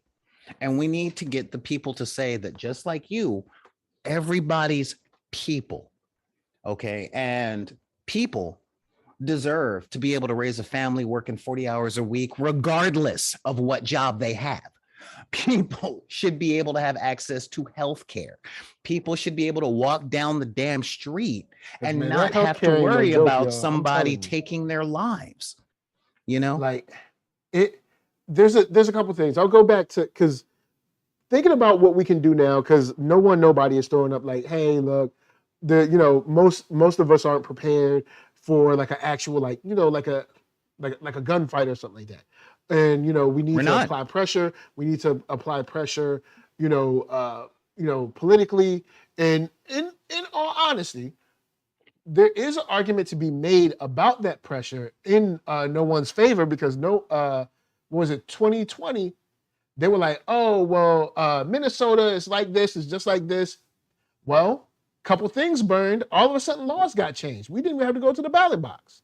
Mm-hmm. So yeah, apply pressure. Now, do you have to burn everything? No, maybe you don't have to burn everything all the time. But maybe if you got that lighter in the back pocket, look, I'm not saying y'all need to burn some stuff. But I will say this: in history, when people have to fix the problem instead of the government fixing the problem, things burn. And that's historical. So you have that. Then Keithan says, economics, you know what I'm saying? Because it's like, that's something that we can control. Like, I can buy a black product. Like I was talking to somebody, I was talking to Keith from Blurtish, because somebody was on Facebook yapping their gums about I meant to invite him to this barbershop. Black creators not supporting black comic books and stuff like that. And I sent him a screenshot of my Kickstarter, and I was like, show me one project that isn't a black creator. I mean, I was like, yo, like, I put my money where my mouth is. I was like, so we do need to do that, because that's something that we can control. Like, you know what I'm saying? That's something, and like I say, I got links down below, but like, that's something we can control. We can't control how we vote. And when I say how we vote, please study these people. They send you the stuff in the mail. Like, I got the stuff in the mail. I'm sure you got it wherever your locality is too. They send you like that little newspaper looking kind of book, and it's like whoever's voting and all that stuff. Like, look up those people. Look at a couple of interviews. If they say some funny style stuff, don't vote for them. Like, check their voting record. Yes, check their records. And I'd say, if you're not going to vote for any people, I understand, but at least make sure to vote for your measures. And they might be called different things in your town, but basically, measures, propositions, what stuff are you voting to put on the ballot?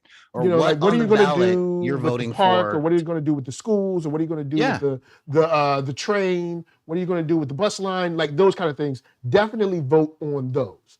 Now, of course, the cult of personality happens, but I'd say at least measures and propositions, those are super important, because that's kind of independent of someone's like cult of personality. And then I'd say right after that, judges, man. Judges, because they front like they don't legislate from the bench, but they do, especially in the South. In Virginia, man, look. So scrutinize these judges. After that, maybe the sheriffs are super important. Villanueva here, so, but yes, like, so I'd probably say measures, judges definitely, sheriffs, and then like, all them people that be doing nothing on Capitol Hill. I guess you could get start with later. your city council. Seriously, start with your city council. City council, that you have direct things to. But my big thing is this. All right,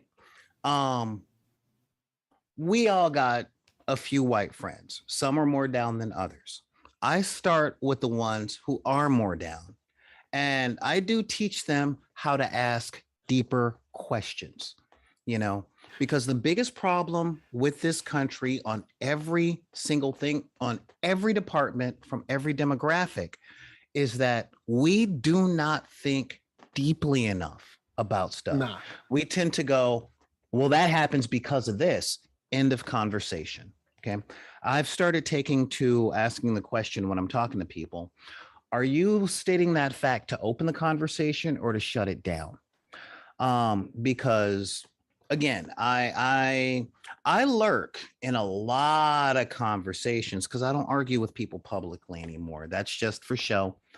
And I see people saying, well, it's not my fault that they made bad choices. And I'm like, okay, what bad choices specifically did they make? Challenge every single one of these people when you talk to them. That show Fires Burning Everywhere, that is actually a decent, not a good, just a decent example of how to have these discussions. Don't let them just say, this is where it ends and that's the end. I point out people all the time when they're like, oh, well, Solar just doesn't like cats. Wrong. And don't tell me what I like.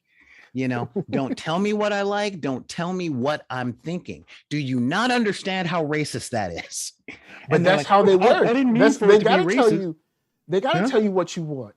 It's like, hey man, we want to punish police. They need to be punished at a level higher than the average citizen because they have a higher position in society.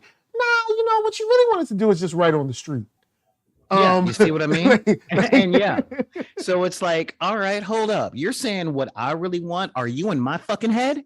You do not tell me what I want with a subject that I am talking about. Mind your business, shut your mouth, and stop being a racist moron, you know? And when I go off on people like that, some people are like, man, you don't have to be so harsh on them. And I'm like, oh, I'm sorry. Would you rather I say, please, please, please allow me to have my own thoughts? Please allow me to feel and think what I think instead of you telling me what I think because I'm so stupid and I'm so uneducated that I don't know what I'm feeling and what I'm thinking, sir. And they're like, all right. Or here it is, they'll give you a candidate. They'll give you a candidate, right? And they'll be like, all right, check it. Here's your black candidate. Yo, man, y'all should be happy. You know what I'm saying? Go vote for him. And you're like, all right, cool. This is our candidate. Well, let's look through their record. Don't do that.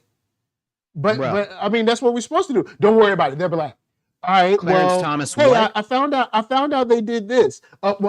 You hate black people. You hate black women. You hate black men. You hate black LGBT something. It's like, no, I asked because they did this thing, and I was just asking why they. I just want to know real quick. Yeah, why, and that's why they the other did part. this. You want to know how Tokens and Uncle Tom are fought? It's by watching their actions and remembering that skin folk ain't necessarily kinfolk. No, you know, and Clyburn gotta go. All right, Clyburn gotta go. Honestly, the only people I can think that need to stay are Ilhan Omar, Abrams, Porter, and that's about it. Those are the only ones that come to my head. Yeah, and for at least the old guard, the people that I'm for term limits anyway. So that's a whole other thing. It's never going to be. Look, hey, y'all should be able to be there just as long as a president, and then that's it. I'm also for age caps on the Supreme Court too. Like, all right, you've been in the Supreme Court this long, and you're this age, you gotta go. Oh, honestly, no, you gotta go. Because I think all levels of our government should represent the people that are in the governed. You mean within and everybody their is not and everybody is not 60, 70 years old, 50 years old. They're not. Everyone isn't. Bro, I will tell you honestly, you know what I really want for the legislative branch and the judicial branch? I want means testing. I'm saying that our leadership should not have any worth higher than 20% below the national average. I am dead serious. If they are making a minimum wage for their area, then they will legislate properly. Because good point. You know, if they have to live like one of the only senators that I think is almost doing it right is Cory Booker. You know, he at least lives in his district, you know. Yeah, but I will say that. Now, yeah, homie be getting performative, but homie acted like he couldn't do too much for the George Floyd stuff. But at least he lives in his district. It's baby steps. And real talk, if I had my druthers, every legislator wouldn't just live in their district. They would get a 2-bedroom apartment in the worst part of their district. That is where I'm sitting. Man, and a minimum wage salary. Yeah, and a minimum wage salary. Quick. And street lights be starting to work all of a sudden, you know. Yeah, I mean, and that's kind of my point. Somebody cut the grass in the park today.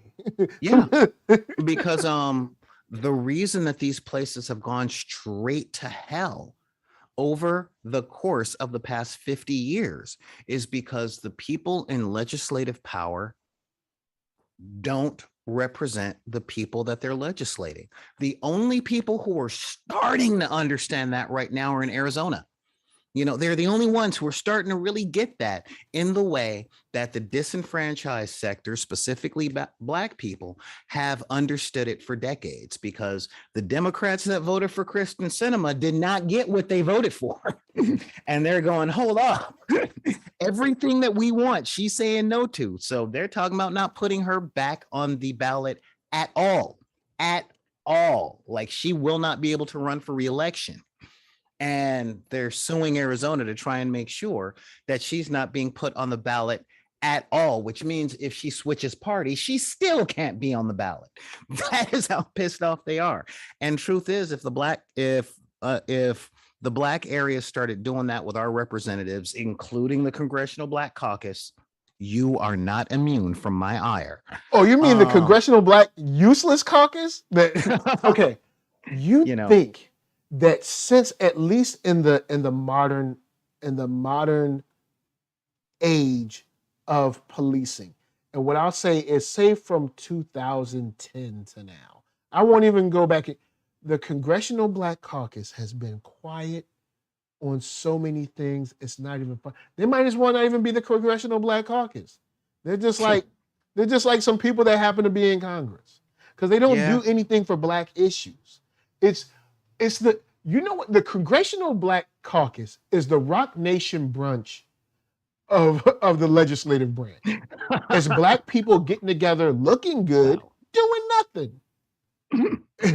Let's be honest. They look good. They do nothing. What I want you to name one thing that the Congressional Black Caucus has done that has fundamentally changed the lives of the everyday black person going to work and coming home every day. I'll give you the rest of the day. Shoot, take the rest of the year. Go ahead. Nah, real talk. The only reason I don't give them crap is because I don't know what they're stopping. Okay, that's the whole thing. I don't know. Oh, don't let them give you that. You just don't know what we're stopping. No. I'm not saying that's because of them, but I do know that all politics is backdoor. So I don't know what deals they're striking up to keep people from doing stuff like permanently banning black voting and making lynching a national day instead. Stopping the purge. Yeah, exactly. I don't know if that's what they're doing. And that's because I grew up reading, and I always like the heroes that save the world, even though nobody knows. So I'm not saying that the Congressional Black Caucus are those people, but I don't know that they're not. I'll you never know. You never know. Now, can they do more? Oh man, they can do more. They can do a whole lot more, but I don't know that they're not doing nothing. That's the whole thing.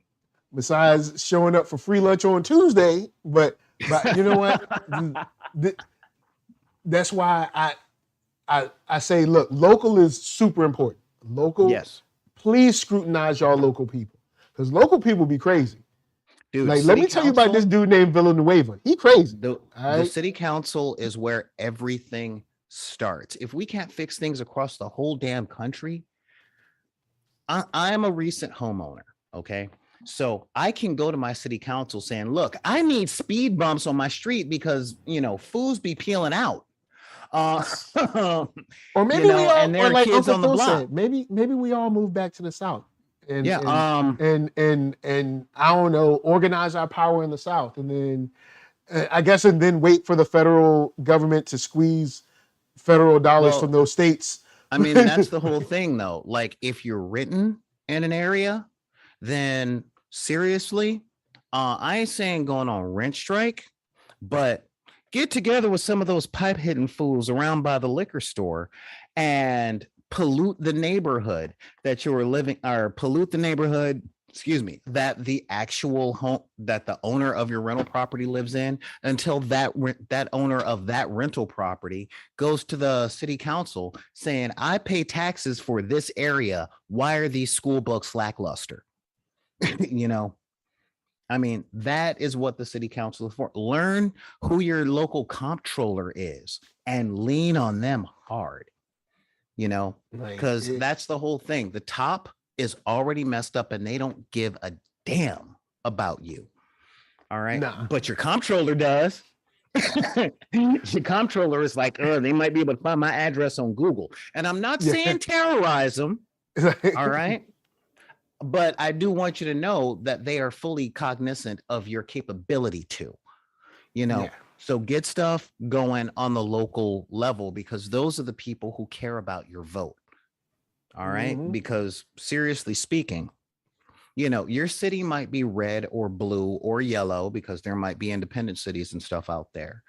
But that's where your voice seriously matters. Pay attention to your local elections. Go to your city council meetings. If nothing else, punch these freaking people in the face that want our teachers to work in petri dishes full of COVID. At least beat them up before they get to the mic. I guess give a shout out to the governor of Virginia. Like he created. All right, first he invoked the name of Martin Luther King, and I hate that in general because it's like racist people love using his name. It's like their own special gaslight. But then he was like, hey, the parents have the control over whether kids wear masks or not. I'm like, huh? Why are you making? They already legislated this. They already made the law. They already why are you messing this? Like you're creating chaos. Then after creating said chaos, but he had to because he ran on this. Now, I will say this. Republicans give their people what they say they gonna give them. Democrats be like, black people, please vote for us because y'all the only people that actually do vote for us consistently. And then we vote for them. And then they'd be like, hey, thanks. Bye now. Hey, hold up. What about my street cleaning? Oh, yeah. That's, you know what? We got this boy over here. His name is George, and he's writing a book with dragons in it, and they're coming too. So when the dragons get here, you're gonna get your street sweeping. Because notice in this election cycle, because we're in the election cycle now, guys, it's coming. You can feel it. You can feel the electricity. Black people about to get all kinds of attention. Come on, black people. Look, they just put Kareem, Kareem Pierre, Jean, whatever, as the national press speaker or whatever. Oh, yeah. That was because they need black symbolism. Jen Psaki was doing fine. Ain't nothing special Jean Kareem Pierre or whatever did. Even when she introduced her as her character for what she was so great about, she just brought up that she was LGBT. I'm like, that's not a skill. That's not what you were talking. You were like, she was like, let me tell you about her background. And she was like, she's LGBT. I'm like, well, I mean, that's cool, but what that got to do with being a press secretary? Like, look, they trying to get all their symbolism out, but they ain't gonna do nothing. It's back to what I said in 2020. I said, Democrats, actually, you probably don't want to win. Here's why. Because when you win and you don't do nothing, these people are too mad right now. You're not gonna win again. This ain't the 90s. See, the 90s used to be like, hey, let's have a fish fry. Vote for me. And they'd be like, oh. Or your crooked pastor would let them come in and sit in the pulpit, which they shouldn't because that's sacred ground. Don't get me started on that. But they let them stand in the pulpit and beg for your votes. And then, poof, magic, gone, nothing. No promises, no nothing. And I was like, look, y'all can't do that stuff no more. Actually, Democrats, y'all might want to lose because if y'all win, people going to expect something and y'all ain't going to give it. I said they weren't going to give it in 2020. And what happened? They didn't give it. I'm just trying to help y'all. Democrats ain't going to do nothing. Now, the sad thing is that we're caught between people that ain't going to do nothing because they quietly are just the other side of the same coin, or the people that are trying to attack you that you have the side that's not going to attack you, but they're going to create excuses for the side that does attack you. 18-year-old, a boy, really. Or you're going to have the side that does attack you, and both sides are like, hey, vote for whoever you want. We got both sides of the coin. So that's why we're at the local level. You got to do all you can at the local level. Yeah, I got to give a shout out to one of my people over here on Twitch. Ice Girl 109. Thank you. So I have not been saying the name of this dude out here, not because he just wants attention and people like him no, Peyton Gendron. All right. The dude live streamed his offense on Twitch, on the platform of which I make a living on. All right. And shout out to Twitch. As soon as they notice it, they're like, nope, take that down. But they did take it down. But they were on top of that. You know what would be nice, Twitch? I got it on the front page. a list of all the viewers, their IP addresses, their names, sent to the police to be arrested because the they FBI, absolutely, because absolutely they send that are to part the of FBI. this. Yeah, The parents are a part of this. All of this stuff juices and fuels each other. okay, The like parents real are a talk, part of this. like real talk on a legal argument place. All right, people get arrested for possessing stolen merchandise as accessory after the fact. So, since Peyton Gendron, piece of shit, live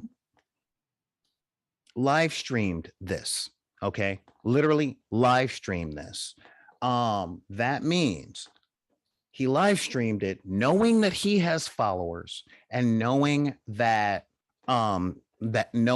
he would get coverage for this, which means whoever paid for his internet is complicit after the fact, as are the people who follow him. Those are the people that is an interesting. That's an interesting line. I mean, hey, look, if you can go after RICO cases for rappers and what they've said, and y'all might think y'all slick, but as someone who has listened to a good amount of rock and roll, I wouldn't call myself a rock and roll aficionado, but I've listened to enough to know would be that. Me. I would say that I've heard enough to know that if we gonna start arresting, well then let's go. Yeah. Aerosmith, Nirvana, Guns N' Roses. Let's go. You want to go back earlier to hair bands? Because a whole bunch of rock and roll people talked about pedophilia like it was nothing. And it was all good. So Vince Neil actually got off from killing a dude in a freaking car accident while drunk driving. And so, and why can't we use these same type of leaps in logic when it comes to yet a boy, yet just a boy? Yeah. 18-year-old. I mean, just an 18-year-old able to enter the military, but just a boy. 18-year-old able to vote and pick his city council member, school board member, president, but yet a boy. Yeah. Yet just a boy. Yeah. Now, real talk. Whenever we have these discussions, that question of what do we do about it and all that stuff. Look, I don't have a solution, but I know that there is not a silver bullet solution. But I will say what's not working. All right. What's not working is soft language with these little bitches. What's not working is not saying their name. All right. Peyton Gendron is a self-proclaimed white supremacist who performed an act of terrorism in the United States post 9/11. All right. He willingly and knowingly, with malice of forethought and intention, so much malice of forethought that he decided to broadcast it onto the closest thing of mass media devices that he had access to. This act of terrorism to, in his own words, say that he wanted to make sure that Black people did not feel safe anywhere. That is an act of terrorism. Peyton Gendron and everyone like him, from everyone at the Jews Will Not Replace Us march, in Charlottesville march, every single one of these mass shooters from Vegas. All right. But definitely Peyton Gendron and Kyle Rittenhouse, these people, and I'm saying people because they're getting the protection under the law that wasn't afforded to people that fall under the 3/5 compromise. All right. These people, by the letter of your laws, are terrorists under the writing of the Patriot Act. They should be convicted and they should be condemned. And every single person who falls on the alt-right, who listens to these 14 words and are talking about extinction and replacement of the race, needs to be investigated and arrested for potential acts of violence, at least 5150'd, at least put in a mental institution, because they may be a credible threat to themselves or others. Peyton Gendron is not to be replicated. He is not to be idolized. Everything that he says and does in relation to this, to the point where he says he finds it necessary to plead not guilty because he did not do anything wrong. even though guilty, not guilty is not a moral statement, it is a legal statement. um, you know, he does not believe that he did anything wrong because he does not see the fathers and aunts and grandmothers that he killed as human beings. And people who do not see other people as human beings in the same way that these 4chan bitches like Peyton Gendrum, these cowardly, these cowardly scrotum sacks like Peyton Gendrum, these horrible people. Look, I don't use pussy for weakness, okay? I mean, they're the strongest thing out there. All right, I came out of one. I know it's resilience. These people like Peyton Gendrum, like Kyle Rittenhouse, they are shameful. They are examples of the America that presents itself and not the America that you guys tell us that we live in. They need to be made an example of. They need to be condemned. Peyton Gendron needs to be convicted and publicly shamed for his actions and his ideology. And I'm not down with that MSNBC, CNN shit of not saying their name because they just want attention. No, say their names. Say their names in the halls of cowards, in the halls of hateful people, and in the same halls of Hitler, the people that we should not emulate. We should not emulate these people, but we should hunt them down and make sure that they are never allowed the power enough to hurt other people or have influence over other people's lives. They should be in the same category as sex offenders, as pedophiles, and as other despots that commit genocide, like Andrew freaking Jackson or Woodrow freaking Wilson. Remember their names so that we know what they look like, we know what they do, and we can stop the next one. And I promise you, until we do that, there will always be a next one. Always. And extend this mess to people like Chris Russo, Tucker Carlson, and anyone else out there pushing that mess about they gonna replace you, because the whole replacement theory sadly doesn't seem to get the same coverage that critical race theory got. Critical race theory, oh, we had to go around the whole nation getting people scared about that. Oh, we had 24/7 coverage. Replacement theory, we ain't heard nothing yet. Silence. Oh no, that's the thing. Silence. Replacement theory is actually pushed as though it's factually happening. You know, the Daily Show did this long montage of Tucker Carlson, who also should be held in contempt of court and pulled off of the news. His career should be, I ain't even one for canceling people, but this dude's, the shit that this dude says has been quoted in multiple white supremacist manifestos over the past 5 years. All right. If this country is what it says it is, if y'all actually believe in America, like the freaking Undertaker from The Godfather opens up with, then y'all need to take this stuff down, or else you are showing us who you are. If you don't like Black people talking about how America is full of liars and cowards, then stop lying and do what's right, regardless of what you're afraid of. And I am measuring what's right based on what you tell us is right. You know, hold yourself to the same damn standard that you're holding all these Black people to and all these Latinos to.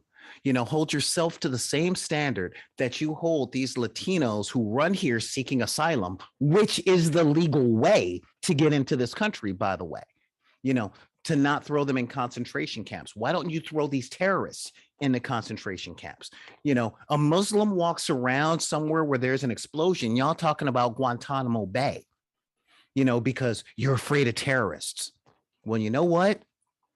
Are you afraid of terrorists, or are you afraid of being terrorized?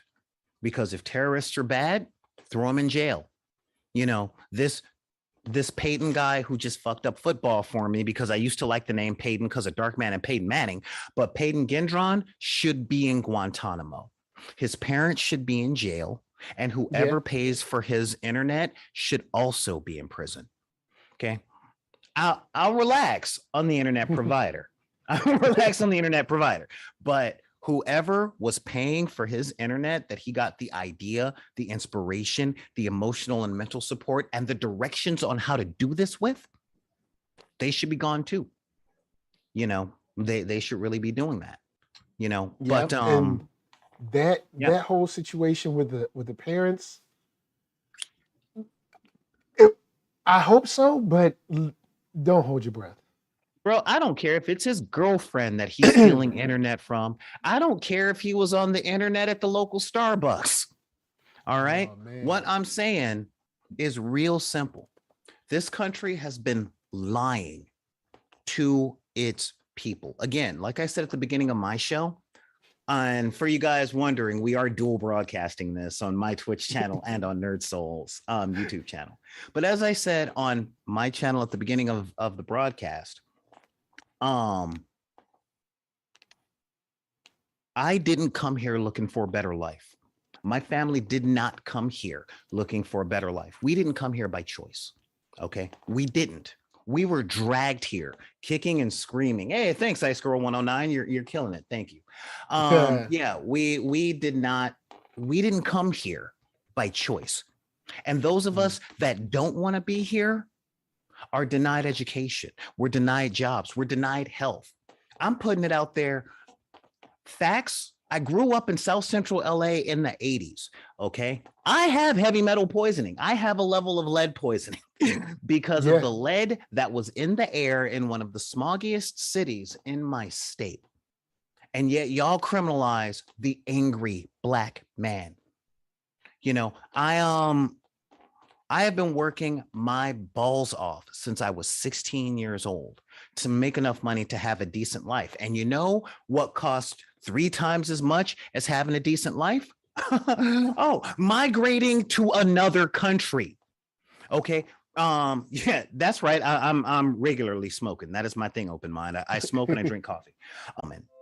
And she died from working herself to death in this country before she could go to a place that she would be welcome for. So these white supremacists that don't want us around, they control the system that gives us the resources to leave, but they won't let us. They won't let us leave. They won't let us thrive. And they fucking dragged us here in the first place. Now they're pissed off that we're here. Yeah, and you say, America, that this is a place of freedom and opportunity and all that stuff. Live up to your word or change it.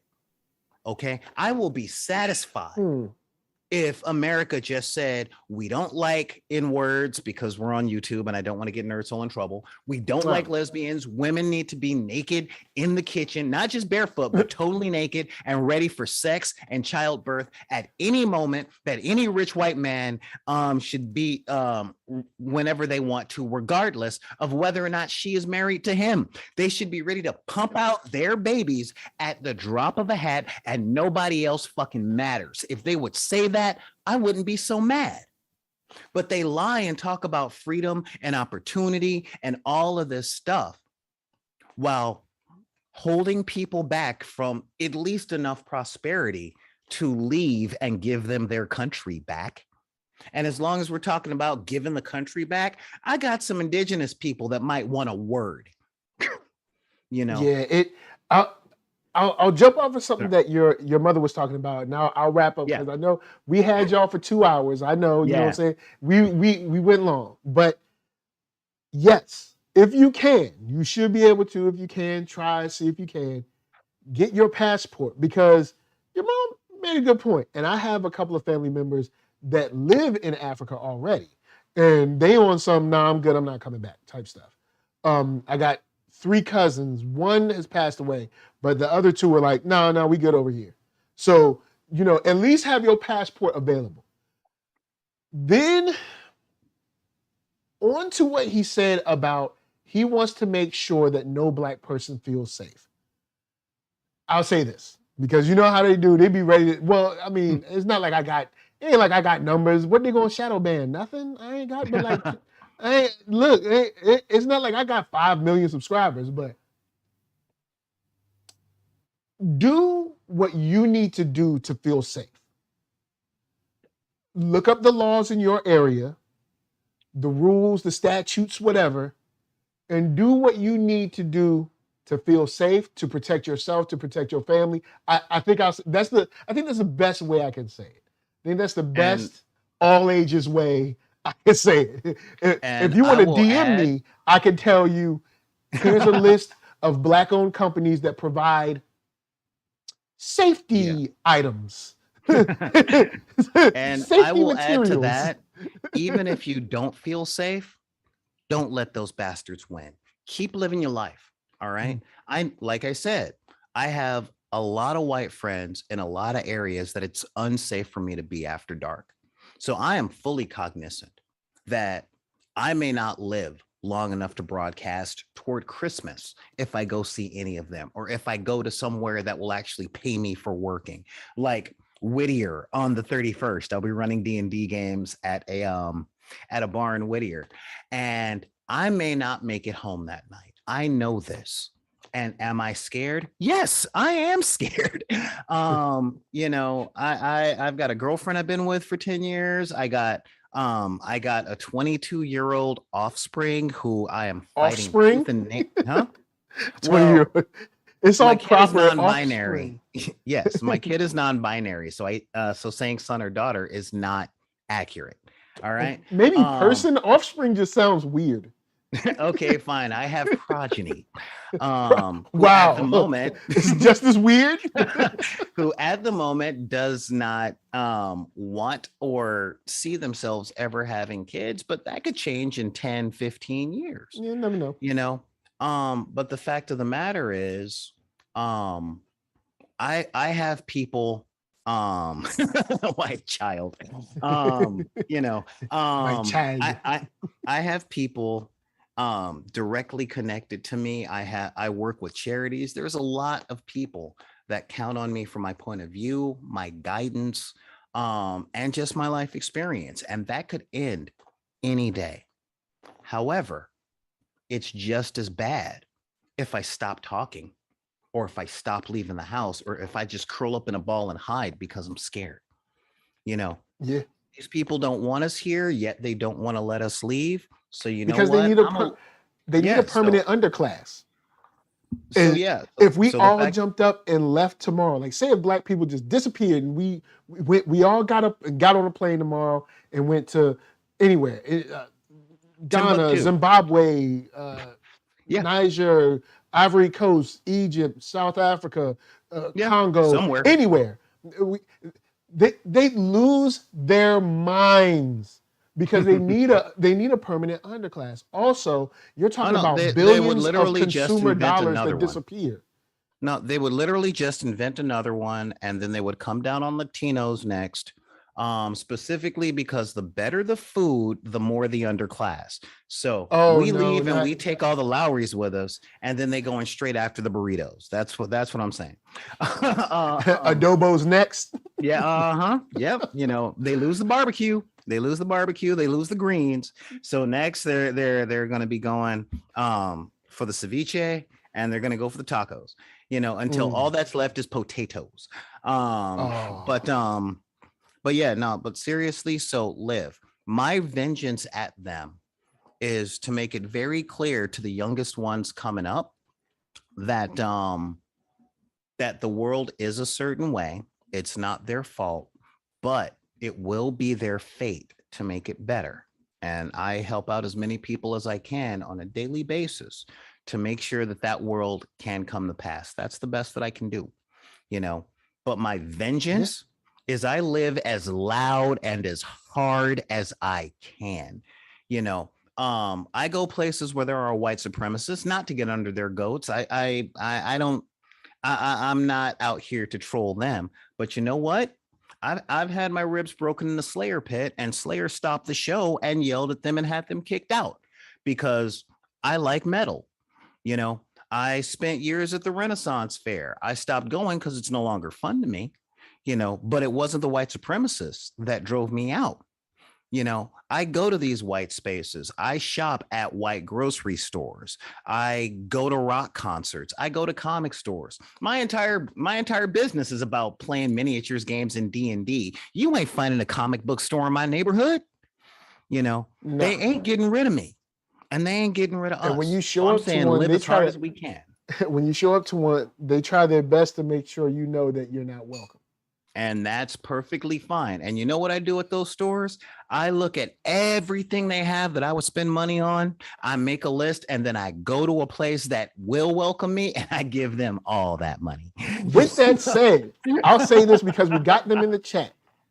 Blurdish.com, BLERD-ISH.com. You can get comic books from them. And I just went to Black Star Collectibles today because they're Black owned. Star. Yep, I just shouts to Fionn. Yeah, I major picked up shout some out stuff to today, Fionn. and I did took some shots to the building, or one out of the building, the store. So Yeah, they got in the comics Carson too. Mall. Yeah. So Black Star Collectibles, check them out. They got a spot in Carson Mall. They also got a website. They got another location, and I think they're opening one in Long Beach soon too. So another one in Long Beach. Yeah, you know, Fionn came up with my cousin. So Like, so seriously. you know what I'm saying? Yeah. Yo. So look, yeah. there are places talk. now where you can get your comics. You know what Yeah. I'm saying? You know what I'm And saying? if you're There are into places. D&D and all that stuff, I got a Latino brother named Charles Mendez out in City of Bellflower at Guild House Games. All right. And he does the 40K, the D&D, all that stuff out there. Great store, real friend to the channel. So seriously, you know, there are before we get out there. here, I know he wants to say hi. Hey, what's going on, Light? I don't see you. He said, I don't see you. Well, Yeah, I'm right here. I'm right right here. You want to show him what you got from Black Star? Hold on, let me put the head on. There you go. There you go. Yeah. Go on, show him. So Show him what it. Boom, we got the Iron Man going. Shouts to Ironheart fans out there. You know what I'm saying? They got, you know. Oh, that's Riri? Yeah, Yep, Riri. so you know what I'm saying? Ray, you just turned to daddy. Well, nah, he flipped the screen to me, but it's magic, kiddo. And as soon as I find, I'm letting you know, as soon as I find Moon Girl and Devil Dinosaur, you're getting one of those too. Oh man, you know what? That I'd like to get some figures of them. I might have to check that out. But guys, we know it's been a long stream, but not yet. We aren't done yet. Not yet. No, not yet. But we gotta say peace to everybody in the chat. Say please, Blurdish. Blurdish. Say open mind. Open mind. Say Jenna James. Jenna James. Tyler Bennett. Zeus. Kid Hart.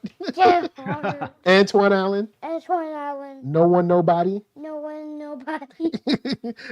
Nubian DNA. Nubian DNA. And I don't know, a whole bunch of people. Look, it's a whole lot of y'all. Wait a second. I got some names for you. I got some names for him too. Like Glenn Couch. Yeah, like Glenn Couch. And Clever Little Vixen. Clever Little Vixen. And Clever Vixen. Yeah, and Ox 2. Ox 2. Ox 2. All right. Alien the Gathering. Alien the Gathering. Casino Thanks. Casino Thanks. Thanks. Commander Root. Commander Root. Katie Na. All right. Nana Ray. Miss Moves a Lot. Neon King. 13, or sorry, Neon Knight 13. Oh, Neon Knight. Cyrelu. I'm not even gonna try that one. just sir. Yeah, sir is cool. Say sir. Sir. All right, cool. And Violet's TV. Violet's TV. And shout out, if I missed y'all, I know Keithan was in here earlier. I don't know if you're still here. So Keithan, Nisa, and there might be all the early people. I know Keithan, Nisa was here. Yeah, I think that. Oh, and Ogun Bola. I hope I'm not screwing up your name, but we here. No diss. I probably just screwed up your name, but we here. So you ready to go? Mm-hmm. You ready to say peace? Yeah. All right, we're going to leave y'all with some black comics. some dope stuff. Of course, NERDSoul, Facebook, Instagram, Twitter, all those places. Hit that thumbs up if you like what you're seeing. Hit that thumbs down if you don't. Podcast. You have Young Dope Beats. Justice. No Young Justice. Yeah. That's for next week. No Young Justice yet. Yeah, but Dope Beats and all that stuff, and we'll hit y'all. We'll see y'all later. And of course, twitch.tv/BID_P. Thank you guys for joining us for this conversation. And I promise I'm not always this mad. Most of the time, I'm very jovial. All right, we ready to do this? All right, 1, 2, 3, go. Oh. What up? Yeah, we're still live on my channel. But I'm going, y'all. I gotta go. I love all you. Yeah. Seriously, thank you for popping by, man. Thank you for having this. You kept me from yelling, screaming, and cussing this whole time. Yeah, I'm hot. I'm hot about all this. Yes. You know what I'm saying? Because this is what it's about. It's about the youngsters. Yeah, exactly. So yeah. All right. So yeah, and of course, people don't know at NERDSoul on YouTube, and shout out to him if he's out there in the chat. I want to thank Ice Cream 109 for following us and putting that out there. And yeah, Peyton is now the Blacklist now. And thank you guys for showing up. And remember, if anybody tells you that you can't live what you love because of circumstances of your birth, be it race, religion, creed, gender identity, sexual orientation, your disabilities, or your budget, you can tell them to take any of them cards and put them back in the deck. This is Solar Brand Cinematic Source Along with NERDSoul and NERDSoulite, say hey. All right. Saying thank you guys for joining us, and we will see you next time. We'll see you tomorrow on the Dark Side of the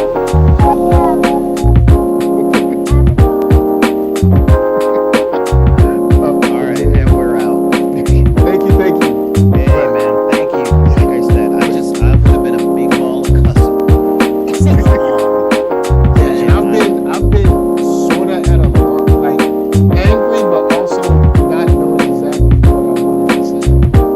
So that's kind of where I've been, like angry, but not sure exactly what I want to say. But yeah, he gotta picked talk me. this out. I shouted to Fion yesterday. I was like, hey, let me come take some shots for the portfolio, and then got him this. Oh, this is cool. Hold up. You can do that too. You can turn her head. There's like mad points of articulation on that. This might be a little too old for you, but I mean, all right, cool. So, But yeah, seriously, that's some good stuff. By the way, I love your chat sometimes. oh yeah, those guys. Shout outs to Open Mind. I'm liking it. Yeah, because we were actually supposed to be on a call. I was like, oh, Come on, let's go. Anyway, Finish him I'm gonna go off. to balance. Catch you later. If you can't do it, then maybe you should let someone who thank you. can, like me.